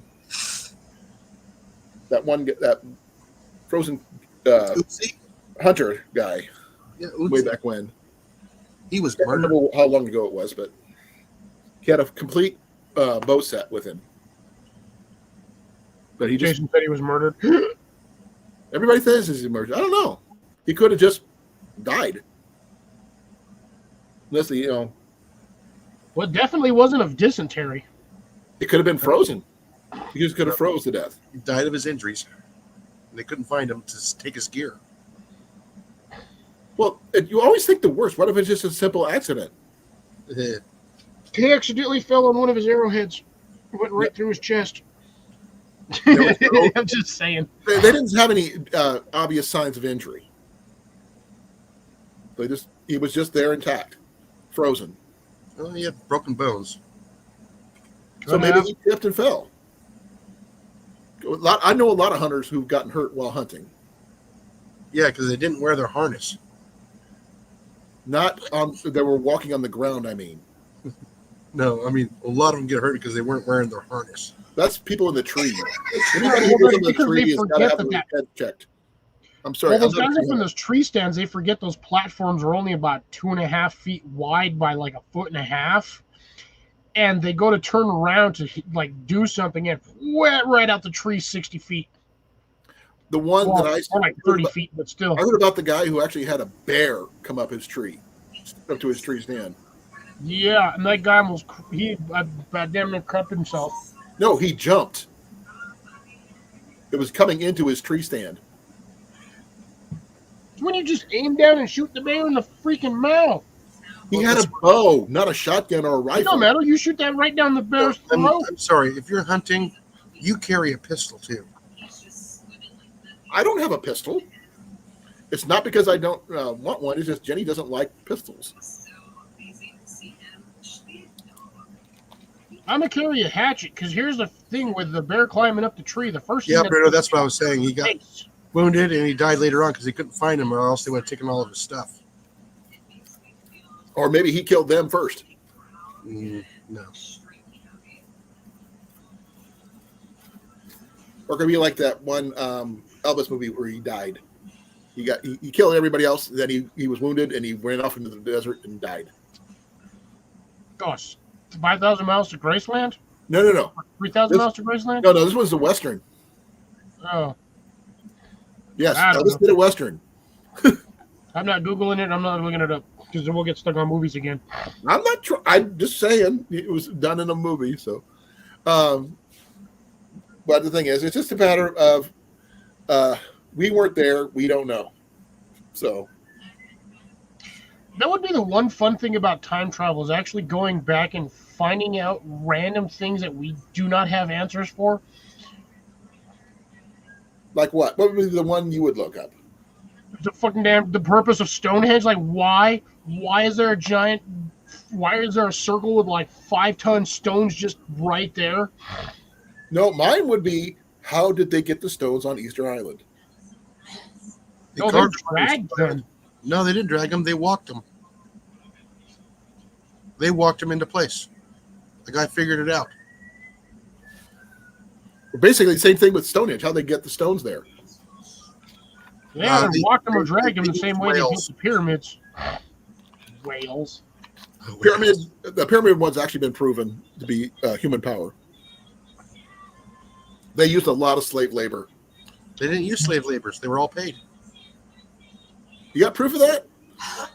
Yeah, they paid them in beer and food. Yeah, because they were slaves. Lashing. Yeah, same thing with when they built the Colosseum. Same thing. Because they were slaves. That's another one too. Is the because that Colosseum, the way it's designed, at one point had a cantilever awning on there, and they can't figure out how they did it and did not collapse the walls. Oh, what's the one? Figured it out. The one chapel where it's like the acoustics is just so where you can stand on one side and just whisper, but the person on the other side can hear you because the acoustics are just so. Well, I know most of the ancient dwellings underground, the stone dwellings, are a certain size, and they're all 110 megahertz in frequency. That one I can't answer. That one Same as the microwave. wouldn't know. The random things I know. No, I've never heard of that one, to be honest. Mm-hmm. But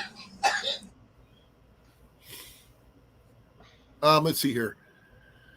What I would probably go out and back and look for is Oh, Big Mike's talking about that weird clock mechanism thingy. that reminded me of something. There was a place down I think it was in either Georgia or South Carolina. They had a monument with all the languages on it. Someone destroyed it.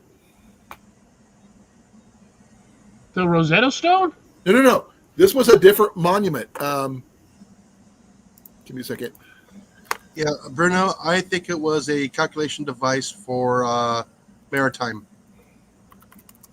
Probably, yeah, because I was looking at it. That's what it looked like, some sort of clock or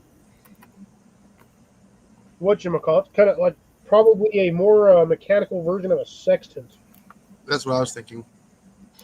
The Georgia Guidestones. Yeah, that was a big loss. It was dismantled in 2022. Yeah, because somebody put a device on there and blew it up. Because I think they didn't want people to have it. They should have left it alone. It was a granite Everybody monument. nowadays, they have no respect for anything ancient or that's been there. Like, look It at all wasn't the even people that keep ancient. destroying all the stuff in Utah. I think they need to rebuild it. No, the Georgia Guidestones were modern made. Yes, but they still should not have been destroyed. But they tore it down because you said,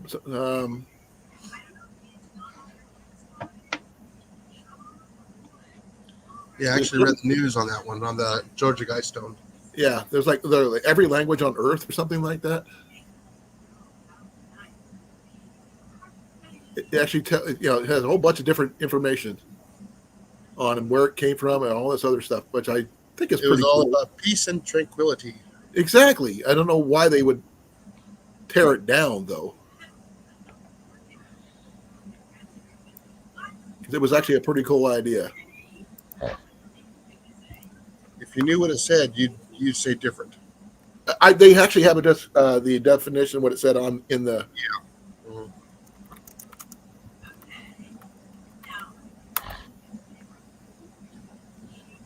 It basically said, accept socialism, you will have nothing and like it. Yeah, I just think someone just just didn't want it to do the meaning it said and just destroyed it on purpose because they just people can't have nice things. No, they really can't. No. I'm gonna double check on the language thing. I don't know how many were on there. I know there was quite a I was few. just looking at it, but it didn't say how many languages were on there. They'd have no idea who built it though. Who paid for it?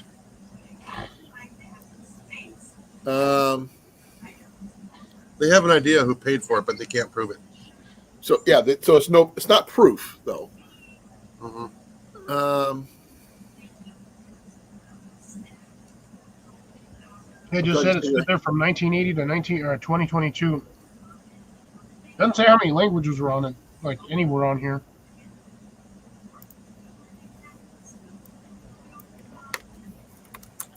Yeah, I think Thanos paid for it. Snap, then there it went. 8. 8 different languages. One language facing on each face of the 4 large upright stones. I didn't see that. Maybe I must have missed it. Yeah, it was basically saying everybody needs to be sheep, conform, no individuality. They do have a maintain humanity under 500 million in a perpetual balance with nature. Guide reproduction wisely. Oh yeah, we definitely ain't doing that. Nope.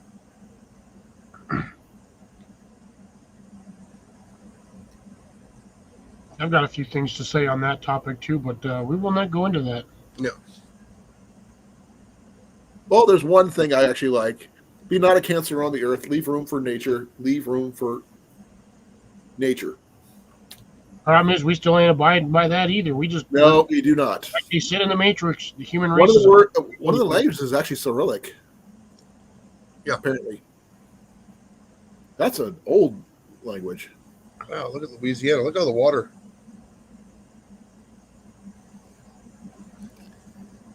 Oh wow! Yeah, we got the Weather Channel going on our TV right now.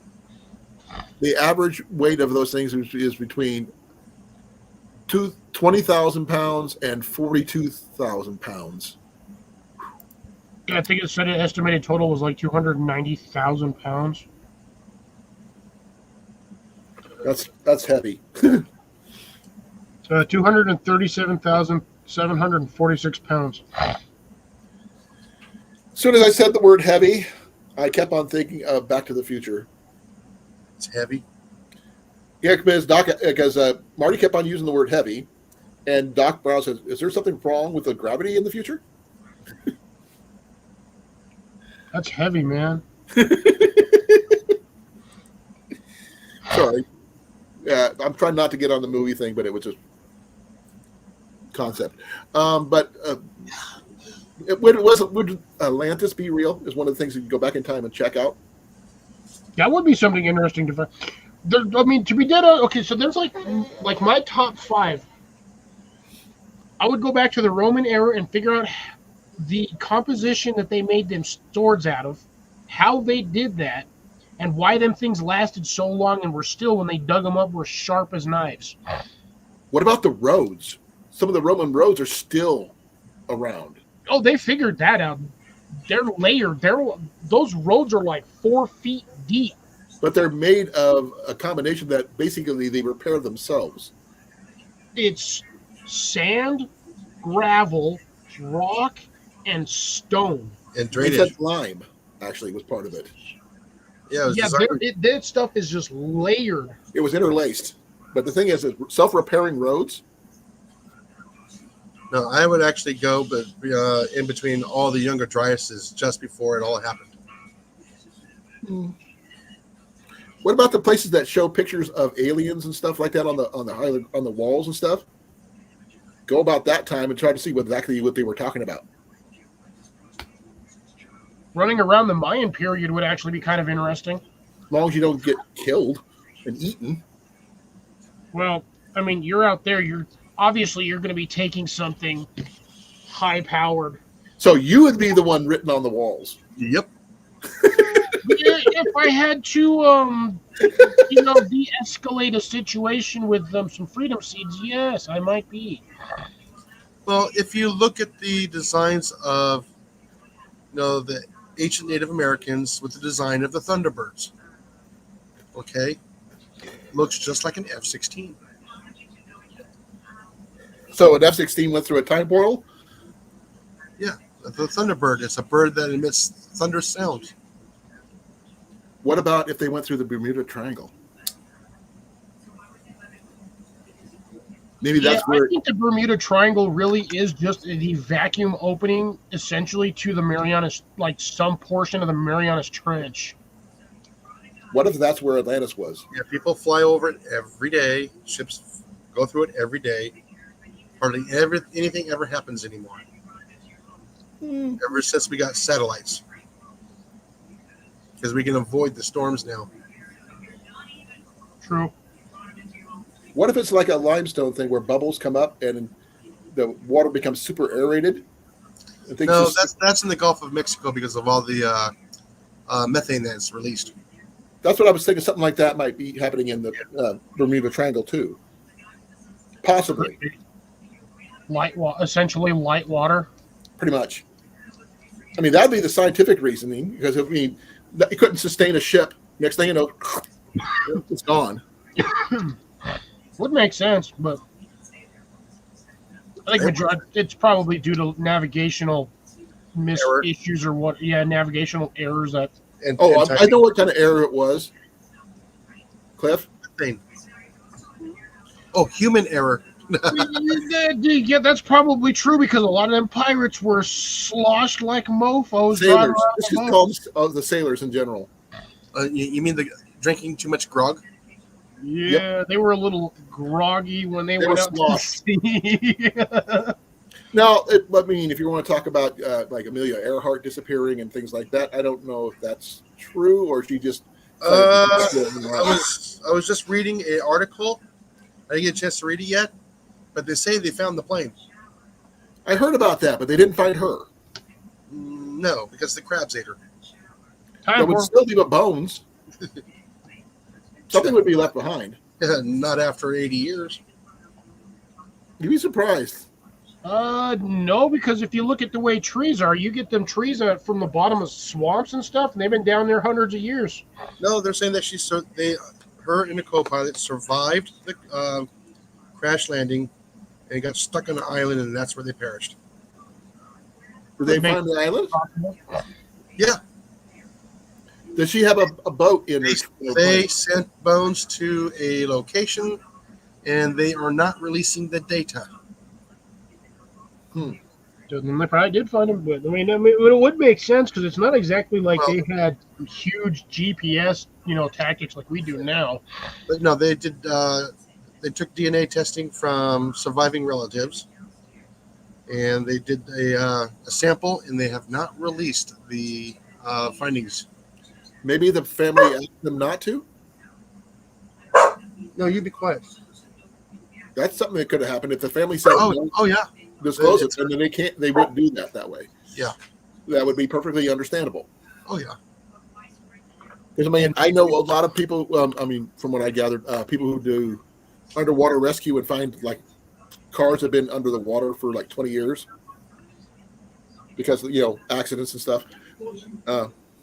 They found dead bodies in. Well, one it actually had proof that they went off the road, but several. It just. Because of the time of the disappearance and things like with weather and things like that back in the day. Yeah, well, one of the roads, Canyon Lake, there in Arizona. Molly and I happened to be at Canyon Lake, and they actually went over the edge and into the lake, and they walked into the marina all soaking wet. They just happened to be there when that happened. It happens more often than you think. That one again, a lot of that is due to the fact that now we do have the technology, but the problem is GPS cannot distinguish between a dead end road and a bridge. Yeah. So there have been instances of people that have been, the ferries that take cars across, bays or whatnot. They'll drive right in the water. Drove right in the water because GPS said continue forward 200 feet. Well, They're not paying attention where they're going. 50 feet, the damn road ends, and that extra 150 feet is water. But the problem is it doesn't tell you that the boat isn't there because that extra 150 feet is registered as the boat. Right. Yeah. Or if you want to count it like, okay, here's another. I'm not sure if you can count this. That would be considered somebody that should not have a driver's license. Okay, what about, using this as an example, the place where the Pope lives in Italy, Vatican City. Sometimes it's an island, sometimes it's not. They just didn't pay attention what time it was when the water came in. Same with Florence. Is it an island? Is it part of the city? Because I mean, half the damn area is underwater, and it's getting deeper. Now we're getting into conspiracy theories today. Hey, it makes good conversation. Hey, I mean, literally, I mean, all this stems from wanting to go back into time to figure out certain things. Bigfoot. I'm pretty sure it exists. Nessie. Probably exists too. Any of the other, like Champy and the New Jersey Devil, the Chupacabra. Myth.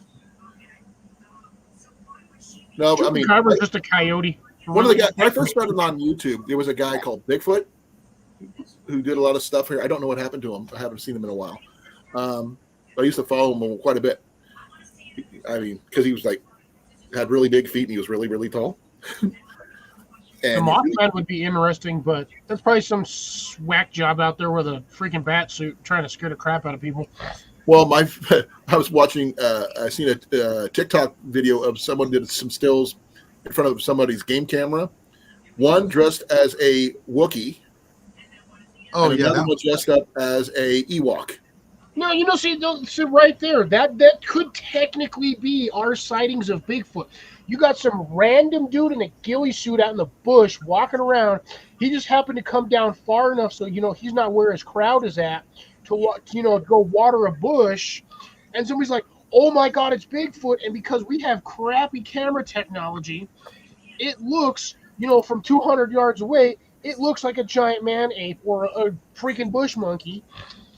And that's what we mistake it as. Because it's not like ghillie suits are a new, 20th century kind of thing. They've been around for a while. Oh, yeah. So what's not to say that every Bigfoot or Sasquatch sighting was some random dude in a ghillie suit in the bush? Or it could be somebody who just, didn't want to come in from the cold, so to speak. It is actually a tribe of people out there we haven't found yet. Oh, there's tons of those out there. Oh, yeah. Exactly. I was mentioning something earlier about Popeye, and then I think Jason mentioned there's going to be a live action version of it. But there's a version. I want to show you guys something real quick. It's called I Lie Popeye. It's new. It's like an Japanese anime version of Popeye. And the storyline is actually pretty interesting. And so I want to see what you guys think. I'm just showing you the first picture of the cover, and you guys we can go from there. Yeah, that looks like a pterodon or a pterodactyl. What Mike is talking about.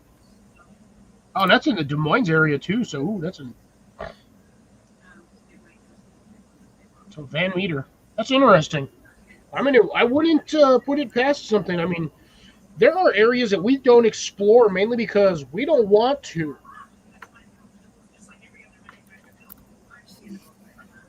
I'm going to show you guys something. You guys, Lord, they really are making that anime style.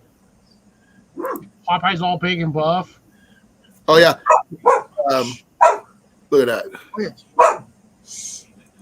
And he's wearing cargo pants. Well, I mean, they actually they still have Jeep in there, in the storyline, and he goes up against these major bads. I mean, like sea hags and stuff like that.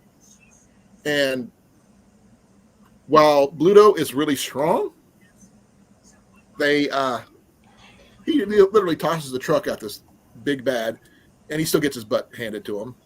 But Popeye ends up coming across. Yeah, they get rid of all. They find out if he doesn't have spinach, he can't do anything. So they destroy all the spinach on the island where he's at, except for one small can, which he has stashed. Until Jeep arrives and gives him a full can. It's a whole lore on about it, which would make a really good live action anime thing, in my opinion. But they haven't done a really good Popeye one since Robin Williams died, so that's my opinion. I do remember that one. Now I'm definitely looking forward to the sequel to freaking Beetlejuice. Yeah, I'm kind of looking forward to that one too. Yeah, it's only been what, like 30 years. Yeah. Oh wow, they have a. There's another. Sorry, it's actually pretty cool. They actually he realized he doesn't have one of his eyes. His eye is literally gone. It's not just squinting. He has one eye, and no one can give him a proper account why he's lost an eye.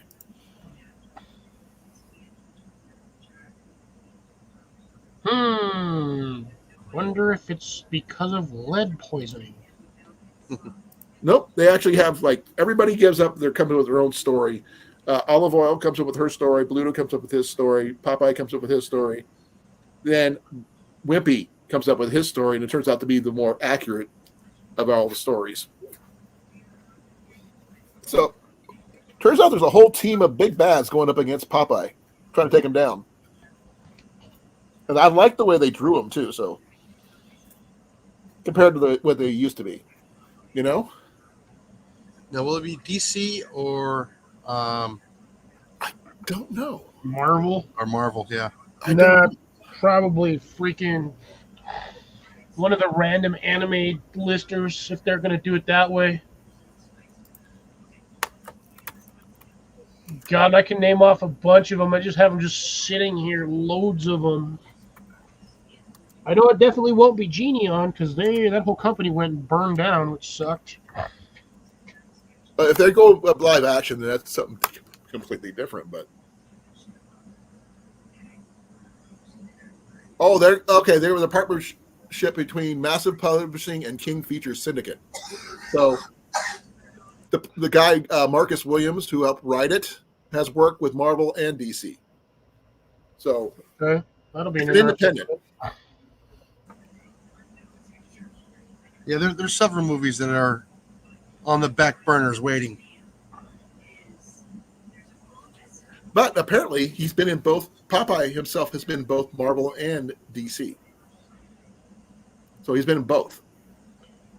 So he's not one or the other.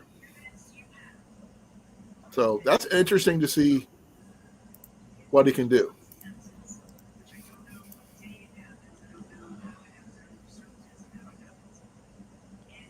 So yeah, the Van Meter Visitor, I have no idea what that means about that one. No, I Googled it. Yeah.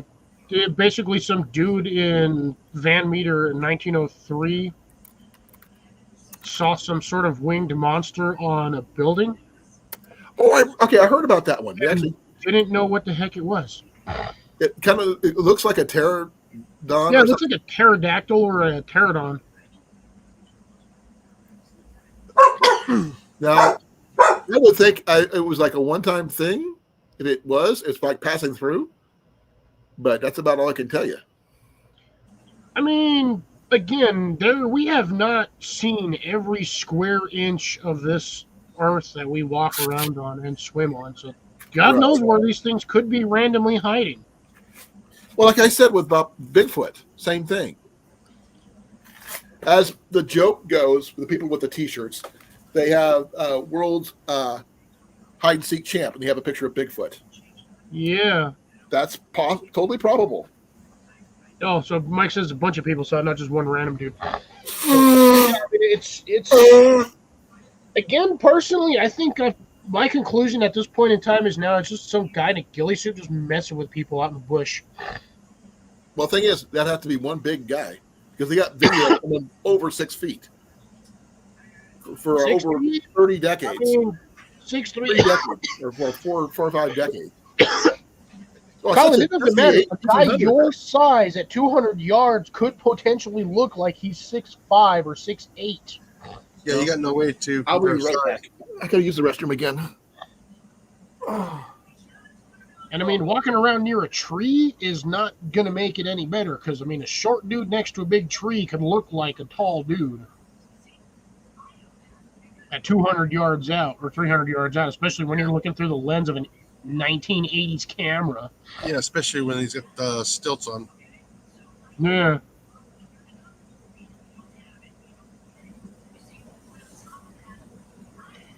That's interesting, Mike. So they stuck it in a mine, but did they actually have any sort of evidence of it? That's the interesting part. Like any bones, fossils, anything from that. That would be cool. Usually, if anybody finds anything unusual and strange now, they get a gag order.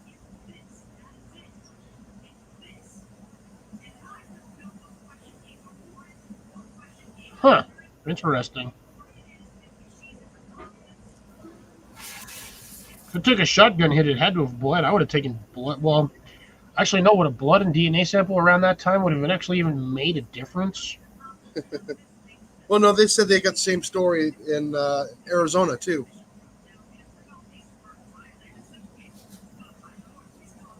I mean, in all fairness, there a lot of the states we have a extensive city of caverns under a lot of locations. Which, here's the funny thing, a lot of, if you look at the map of the U.S. and all of the missing hikers that, every year, and you overlay that on the underground cave system, that's where they end up. Oh yeah. They fall in there.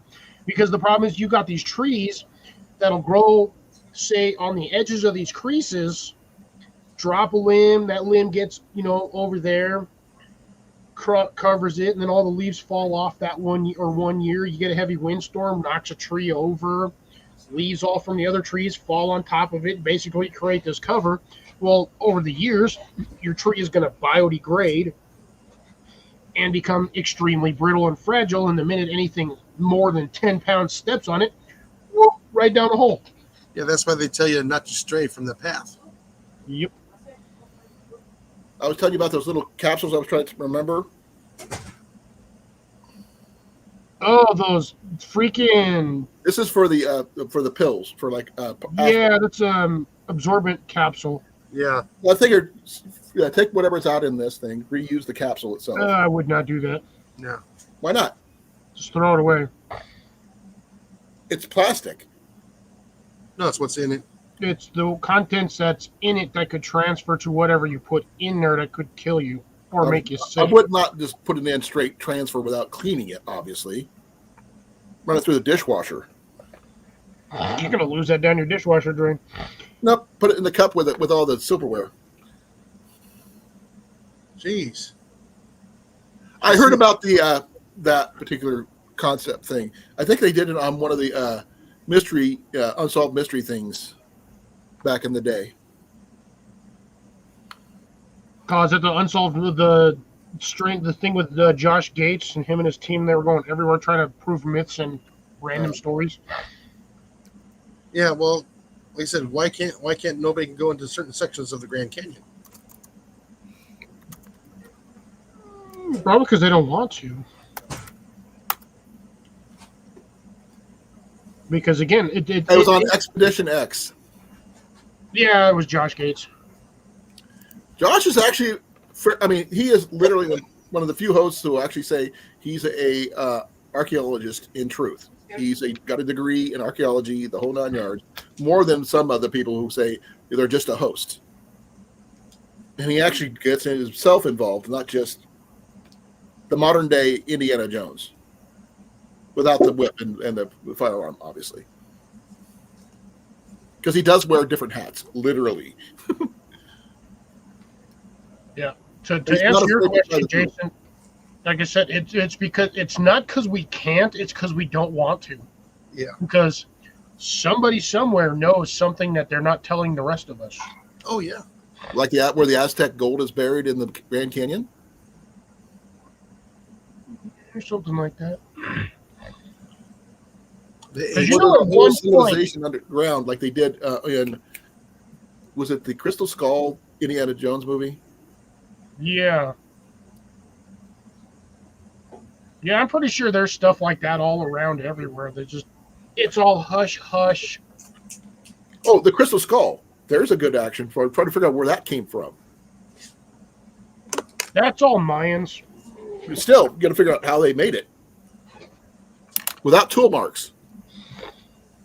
Also, same way they built some of them walls in, oh god, what was that country? Where you can't even get like a sheet of paper in between the creases because that's Egypt? Machu Picchu, Yeah, Machu that Picchu? one. and also in The Great Pyramids, same way. no, what's the one? What's the H blocks there in Chile? Punko. I'm not familiar with that one. Yeah, believe me, I know random stuff. There's a wall that they built or that's been built that the placement of the stone is so tight, so flat, you can't get a sheet of paper in there. Right. Oh, yeah. Mike says there's supposed to be an ancient Egyptian temple in the Grand Canyon. I wouldn't be surprised because I mean that thing has been getting, well, technically it's no longer getting any wider, but it is slowly getting deeper. That'd be interesting. You can almost guarantee at one point that had probably 200 feet of water in it. If not more. Because if you look at how everything in there was like all the carvings and like all the ladder footholds that they put in there over the years of climbing up and down, they don't start at the bottom. Most of them are halfway up the wall or the canyon walls. And there's no ladders or anything else It either. had to have been at that stage at some point. Right. Or what if they had something like a scaffolding system that got washed away? Yeah, exactly. They could have had that too. I mean, they did. Not everything up there is in stone. It's all they do have wood blocks in place for like the roofing structures. Right. There was a guy I saw a while back. He What I was missed? looking for. It was in the Badlands, looking for the like Jesse James's hideout type of thing, and he found several caves where someone had set up a makeshift horse stall and things like that in the Badlands near water. So really interesting. This he found actual structures and people's names and things like that. It's like Written what? on the It's wall. like trying to find Pancho Villa's gold. It's not there. It's not there because they moved it somewhere else and just told everybody that's here's some marks for you. You guys had good luck finding it. It's like the Fountain of Youth and all that other stuff too. So There's a high possibility that there is something out there that does prolong death that has to do with water. Somebody found it at one point. Otherwise, we never would have heard about it. yeah, and every myth there's a grain of truth. We know about that. Somewhere down the road. Well, like I said, put it this way: if there's a fountain of youth, it can be mistaken as there's a fountain in the desert, and it prolongs your life in the desert. And then rumors. Then everybody tells a story, and it changes over time. Well, the thing is, the place I've never heard about it was not in the desert though. It was like in Florida, of all places. Yeah, you try and find clean water in Florida. Yeah, I wouldn't have to water in Florida. I wouldn't touch unless it comes out of a faucet or a toilet. Actually, there's one place called Jenny Springs. If Blake is here, he will know all about it because he was on that area. He's helping swam in that area. Huh? Yes, he swam in that area. That area is a pure spring. Straight Yeah, from the that water. water's clear as heck. I still wouldn't drink out of it though. I'll be right back. Let's see, where's the map? There's my maps. I think it's And I think there's some places in Kentucky and other places that have salt springs. you have what? Salt springs. Oh yeah, there's lots of salt mines. There's salt springs there in salt springs. yeah, there's salt springs in Arizona. Yeah, the thing is, but in some places that you never think they would be one. I saw a episode of what was it? I wasn't sure about the moonshining one or something like that, but someone actually needed some salt, and he got permission from the family to go down and basically distill salt from this well, and it's been in the family for generations. So, be well, CR.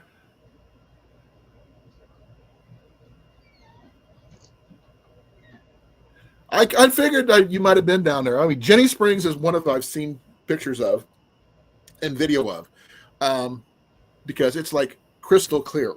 Now, I can't tell you how clean the water is. I know never go there, try to drink the water after some kind of holiday weekend because of people, because of all the stuff they put in the freaking water. And definitely don't go out into the channel where it gets murky, because that's where the alligators are at. But, or crocodile, it's alligators, I think. So, can't tell you more than that. Yep. So it's just me, folks. So these guys are doing something. So tell me more about the spring there, Blake, if you would, please. I got to take some ibuprofen, so bear with me, folks.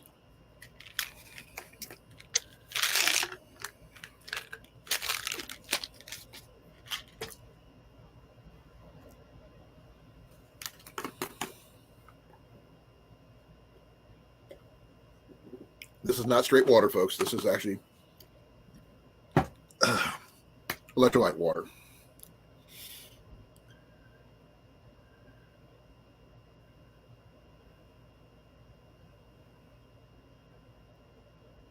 So it is pure spring water then. Okay. Any poo I've returned. Oh my God. Blake says if you drink any Nestle products, liquid ones from the store, you've had Jenny Springs water. Possibly. But it's That's where filtered. they get it from. Yeah, but they still filter it. I'm sure they filter it because you do to health regulations and stuff.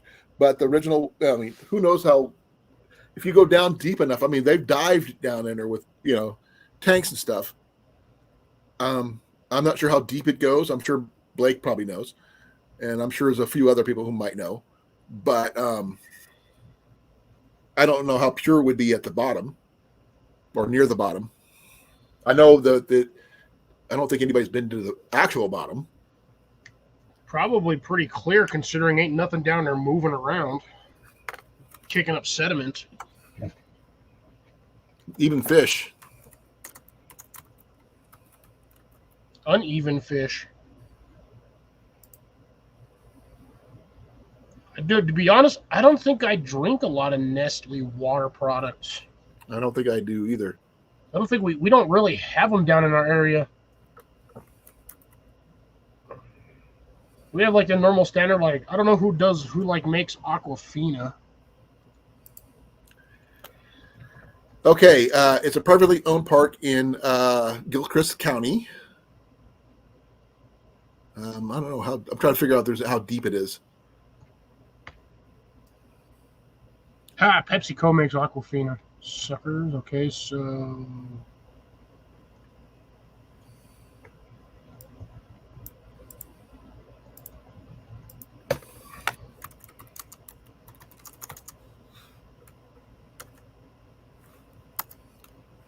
Oh, so I guess we do have technically, but I don't never drink our waters at work. So I guess Pure Life is a brand of Nestle. The spring basin says it's about 20 feet deep, but the cavern has a maximum depth of 50 feet.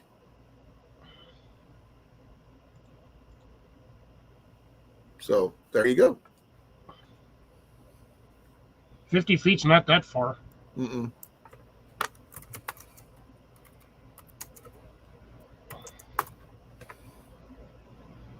It's only a little over 3 times the length of the deep end of the pool, or the diving pool. It says it's 72 degrees year round. It's a natural spring. Thermally charged water. God, sorry. Oh, Mike, recycled dinosaur pee. What did he do now? You see recycled dino pee? That's what gasoline is. No, that's those were fossilized dinosaur farts.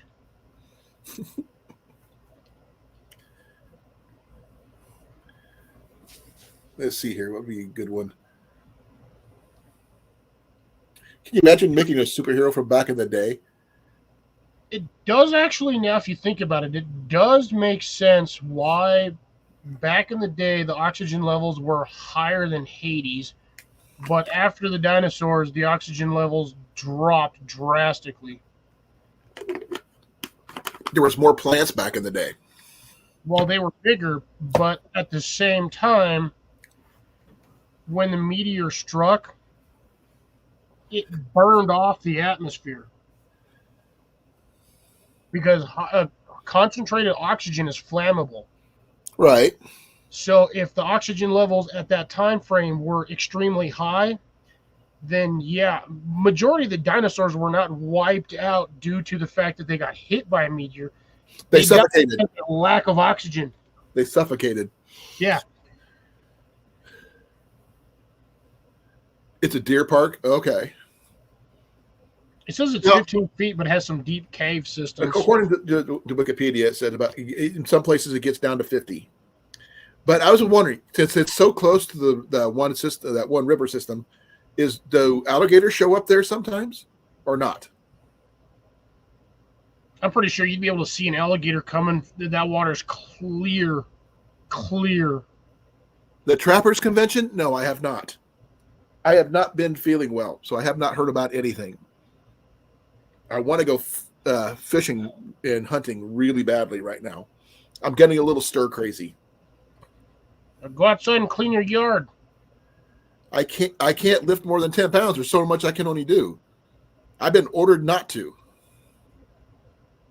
Jenny won't even let me do more than handle a weed whacker that weighs less than 10 pounds. That's it. You can push a lawnmower. You're not carrying the lawnmower. Not allowed. Jenny would kill me. I've been ordered to stay away from the lawnmower, even though I threatened to go out there to mow the lawn. As long as you're not carrying the lawnmower to do the lawn, I mean, the thing. I have a weight limit on my knees. I can't do it, literally, by doctor's orders. And I don't want to, violate that order in case someone takes a picture of me doing something I'm not supposed to be doing. Okay, is it this coming weekend? Okay. I bet Iowa Trapper might be there. That might be something that Jason might be interested in hearing about. Oh, man, I'm dying over here. Dino Nuggies. Oh, I'm just dying over here. I had freaking high sugar water, and I'm like about to fall asleep. I'm having my my electrolyte water, and it's berry flavored. And the thing is, see, sugar-free, low calorie electrolyte, sodium and potassium. Why can't they just say it's high in vitamins B1 through whatever? It probably does. It actually does. Instead of listing each individual one. A lot B2 through B12. B3, like B3, 5, 6, and 12. I've heard of B2, not B3. B5 I've never heard of. You know they can't ever list B4. Before what? Before they yell bingo? Nothing comes after. They do have the solid. Bad dad jokes all day. They got ascorbic acid, silicon dioxide, calcium silicate, niacinamide, that's vitamin B3, maltodextrin, whatever that is, some kind of sugar thing, I guess. Vitamin E acetate,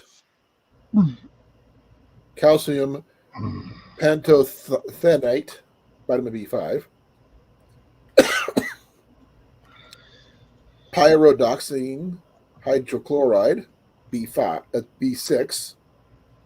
This is a big one. Dicalcium phosphate cyanocobalamin. That's B12. So, yeah. That's what I've been using. Yeah, I just drank my last purple thingy, and that was. Ugh. I've been out in the sun all day, roasted and sweat my braids out. Sorry, not trying to.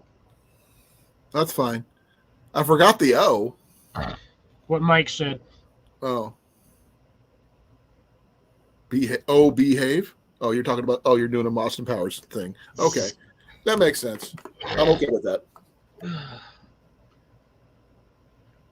Because of my B4 joke, and then he's like, behave, and I was like, you forgot the O. And that's what I did my before I yelled bingo. Bob's your uncle. Actually, it is a place when I can't remember where I was at. I think it was in Omaha area. It's a pizza place called Bob's Your Uncle. I'm sure you probably never heard of it. Not as a pizza place. Not as a pizza place. I don't know where Jason went. Maybe to go get a stogie or some coffee. Or maybe dinner. I'm trying to see. Daughter came home. Oh, gotcha. They have one in Iowa City called Bob's Your Uncle Pizza Cafe. Gators show up, and we have two fight right there with them. Okay. Hey, Blake, ain't you worried about the where's the cream filling commercials? No, as long as he's not splashing in the water, he's fine. I seen a video about these two guys who fell asleep because they over imbibed in their boat, and a small gator had gotten into the boat with them until they woke up. Then it jumped out. Yeah, because it probably scared the ever-loving Jesus out of the alligator. It was like only a 3 feet gator, but still, it's a gator. The fact that it crawled up into the boat while they were sleeping. Danger, danger, danger. That's why you need proximity alarms. Mikey, look at that one. Danger, Will Robinson, danger. Oh, what a gorgeous one. No, if it was chanting to someone Cthulhu, we would know. No, but am I saying that ingredient lists on like a lot of products, it sounds like something you would chant backwards. It kind of reminds me of some. I'm not sure what movie it was from, but someone could read something and think it the works of Aristotle as junk, but could find the answers of the universe by reading a bubblegum wrapper or something like that. Who knows? There it is. Okay, that's good to know. It is right there by Lake Titicaca. I'm not sure I'd still want to swim with alligators, though.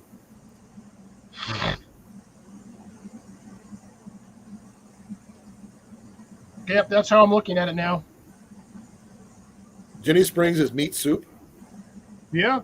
Well, you got 100 people You're in not there. always that busy, only in certain times of the year. Think of it. And now that I said that, now I can't unthink about the fact that a swimming pool is nothing than a slow cooker for people. Possibly.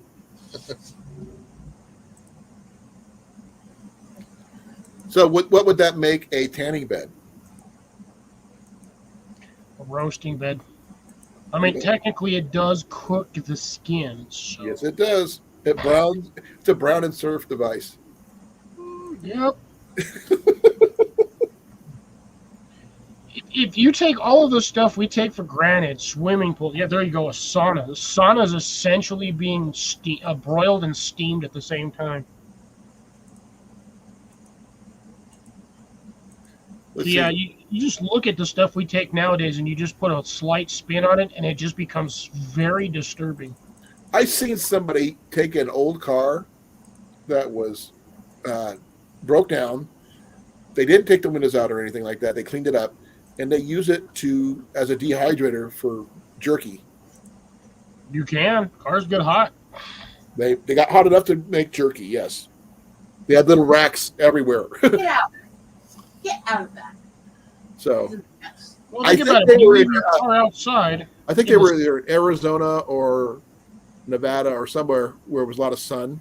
There, oh, I found it. What I was looking for as well. What'd you find?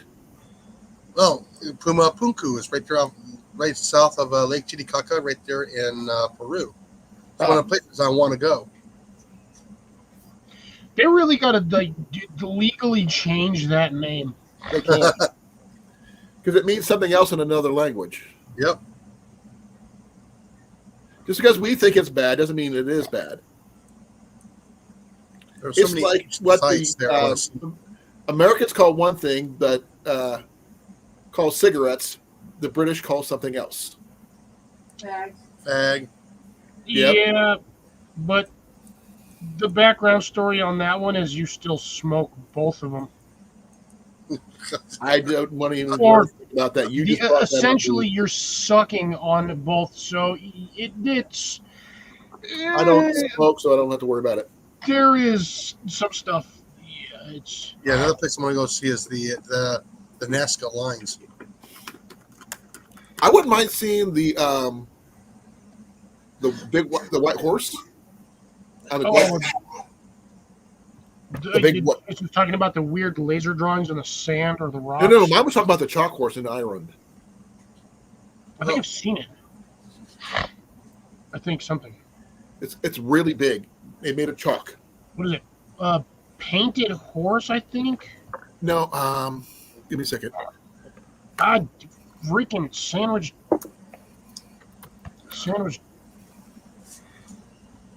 All right, guys, I'm gonna call it soon. So Yeah, same here. I'm like dying over here. The Uffington White Horse. It is in, where is it at? Wait, is that a dinosaur? What? So There's a giant chicken. I'm looking at the auto feed thingy that they got for the Nazca Lines pictures, and one of them looked like a giant ass dinosaur. it could be. spiders, monkeys, Yeah, one of them's a giant hummingbird. and an Essential. astronaut. What's it called again? Nazca Lines, NAZCA Lines. You got a giant spider, and yeah, one of them looks like a turkey, or maybe a little raptor. There's an alien-looking dude. Yeah, I knew about the spider. The astronaut. Yeah, there's a giant dude there too, but they keep showing the spider. There's like 4 pictures of it, and like 3 pictures of a giant hummingbird. That's the best visible one, though. That one's an ant, obviously. Yeah, and how'd those mountains get so flat on top? Yeah, alien. Well, I was wondering, instead of that being a dinosaur, could that have been a dodo bird? Dinosaur? It could have been a prehistoric chicken. Who knows? Like I said, I mean, I've seen pictures of dodo birds, and that looks very similar. Hell, so does half the stuff walking around now. Yeah, and if you actually follow the lines of Nazca, the Nazca lines, and you follow it around the Earth, it takes you to all the other ancient sites. Like Stonehenge and the So you're saying that pyramids and somewhere everything. along the lines, each one of those points to a direction. Mm-hmm. The hummingbird one is really weird. I still say that one that's not a dinosaur. I think it's a dodo bird. I think it could be a chicken for all we know. The monkey one's kind of interesting. I didn't. Which one's the monkey one? Is that the people? Apparently, there's a giant cat The too. monkey with a very, very long tail, or it's all curled up. Oh, that must have been what the spiral was. I think the rest of the body of the monkey's sort of faded off, and all I have left is the spiral. Or it could be covered up by dust and debris. Nope. Good. That's true. That one is definitely an ant. That one looks like One's a hands, got hands, but I don't know what it is. a fox eating a fish. No clue. I don't know. There's weird stuff everywhere. Oh, that just hurts my eyes looking at that.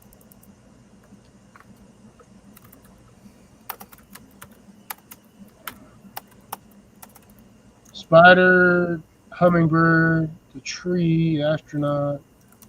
Oh, it's a macaw, is what they classify it as. Oh, it's a macaw. It's a bird. Yeah, it looks like a little dinosaur, but according to the geoglyphs site picture, that's a macaw.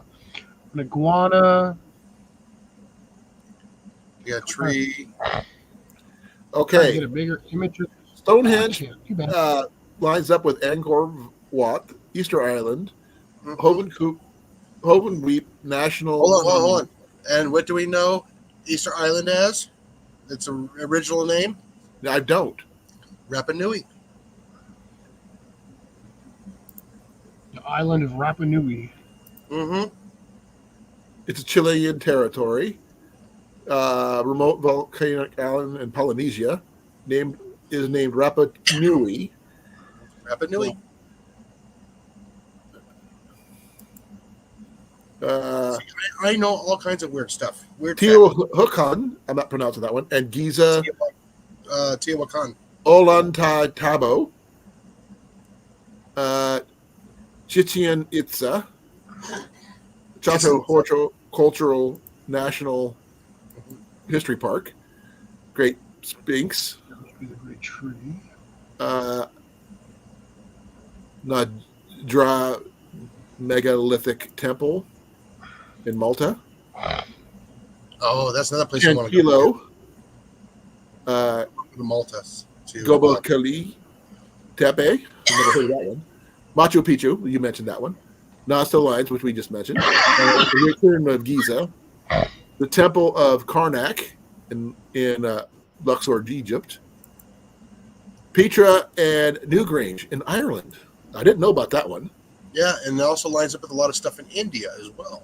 It doesn't show. It didn't come up with that one, but it might be something else that I haven't. Yeah,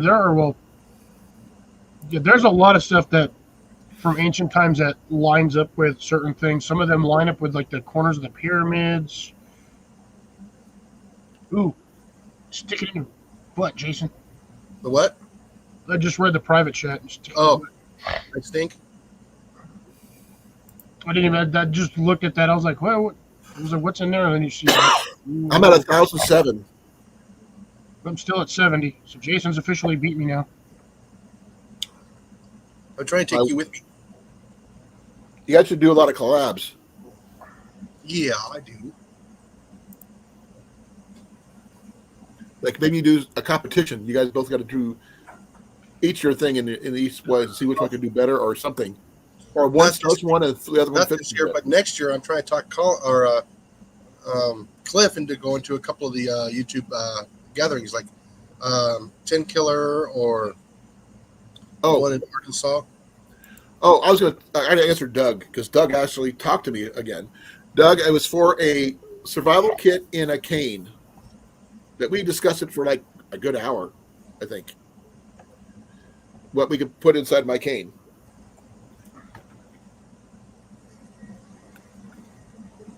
So, I think blowgun was the biggest one for being the ability to hunt or fish at the very least, something like that. Fishing gear, a slingshot possibly. I'm not sure if that is even possible. Because remember, we got 3/4 of an inch on one tube and a full inch on another. So we have to wait and see if it works. Actually, you Now- can just do a sling tube.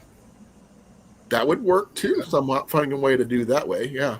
Because really, all you need is a couple pieces of bandage, and then you just find a way to hook it to the inside so it doesn't let, when you like launch it, it doesn't let go. And you just pull back, and it's basically just a hand spear, and you just let go at whatever you're looking at. Right. But I'd have Yeah, to. well, they make them. You can. It would have to come from the bottom, not the top, because the top has got this, and this doesn't come off. Yeah. So this would have to figure out. I don't know what's underneath this, to be honest. And I don't want Washer. to take it off right now, but because it's hard to take off. It's a metal washer. It's basically just a rubber foot with a washer on there. And the end of that tube is hollow. It's just a hollow tube. It's essentially a metal straw. Right.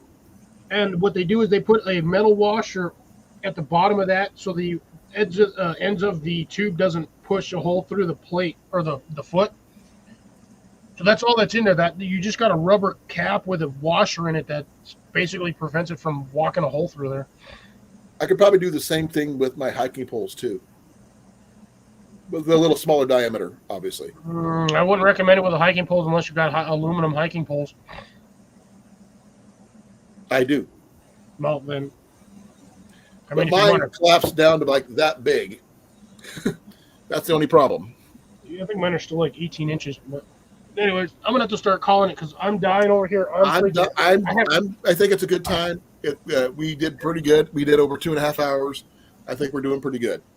So, folks, we should do an episode of Ancient Sites of the World. we could do that. Are you guys concerned, or want you to listen to a version of it? And just dig up stories about those sites. That'd be Can fun. I choose Ireland? I like Ireland. Why do I feel like he's looking for Loch Ness? Not me. I said Ireland, not Scotland.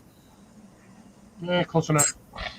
That's a whole channel in between there. Yeah. Now, if he happens to show up in Ireland saying, hey, what about me? Then I will probably do something about it, but probably not. It's some random plesiosaur just floating around out there. It's probably with the Marianas Trench being like it is, anything's possible down there. And we still have no idea how deep it is. No, they still haven't. They have found some really weird fish down there and other creatures, so anything's possible. So I've seen some recently. They were just showing it. But, folks, I think we're going to call it. It is after 9:30, and it's time. I'm still recovering. I'm barely holding on. I know Jason's got to go. Cliff probably could go all night if he's not careful. No, I think he's done too. No, you saw me earlier. I was yawning back to back. I'm like, Yeah. I'm wiped. I'm sitting forward for a reason. Yeah. Because you know what happened if I sat back right now. Yeah.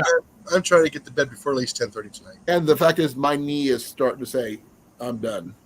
Anyways, But good thank you chat. guys for coming. I really appreciate it. I hope that you guys can see you on Saturday on Cliff's Live. It's probably something gardening related. I don't know what the topic is. Who knows? Ooh, there we go. Ancient gardening techniques of the Inca Empire. They basically just planted that crap in sand. How would you have prevented the Great Potato Famine? Do food plots in different locations they couldn't get to each other. Well, the thing is, I mean, if you had to go back in time to how to fix it, this is what you would do, kind of thing. But didn't happen, obviously. But that's an option too. No, I would not. I would That'd not. be interesting. I would let history perform itself. If I said this is a what if situation, if you could have type of situation, this is what you would do. But thank you all for coming. I really appreciate it. Destiny. I may institute the cane survival kit eventually. I'm not sure how long it's going to be because I got to get all the stuff together. I am going to have to pick up some pixie sticks according to Cliff here. So we're going to see how that works. Be well, be safe. And thank you all for coming. I really appreciate it. And I'm out of here in 5, 4. Don't drink 3, or don't sniff 2, the pixie dust. It'll 1. take you to a different land.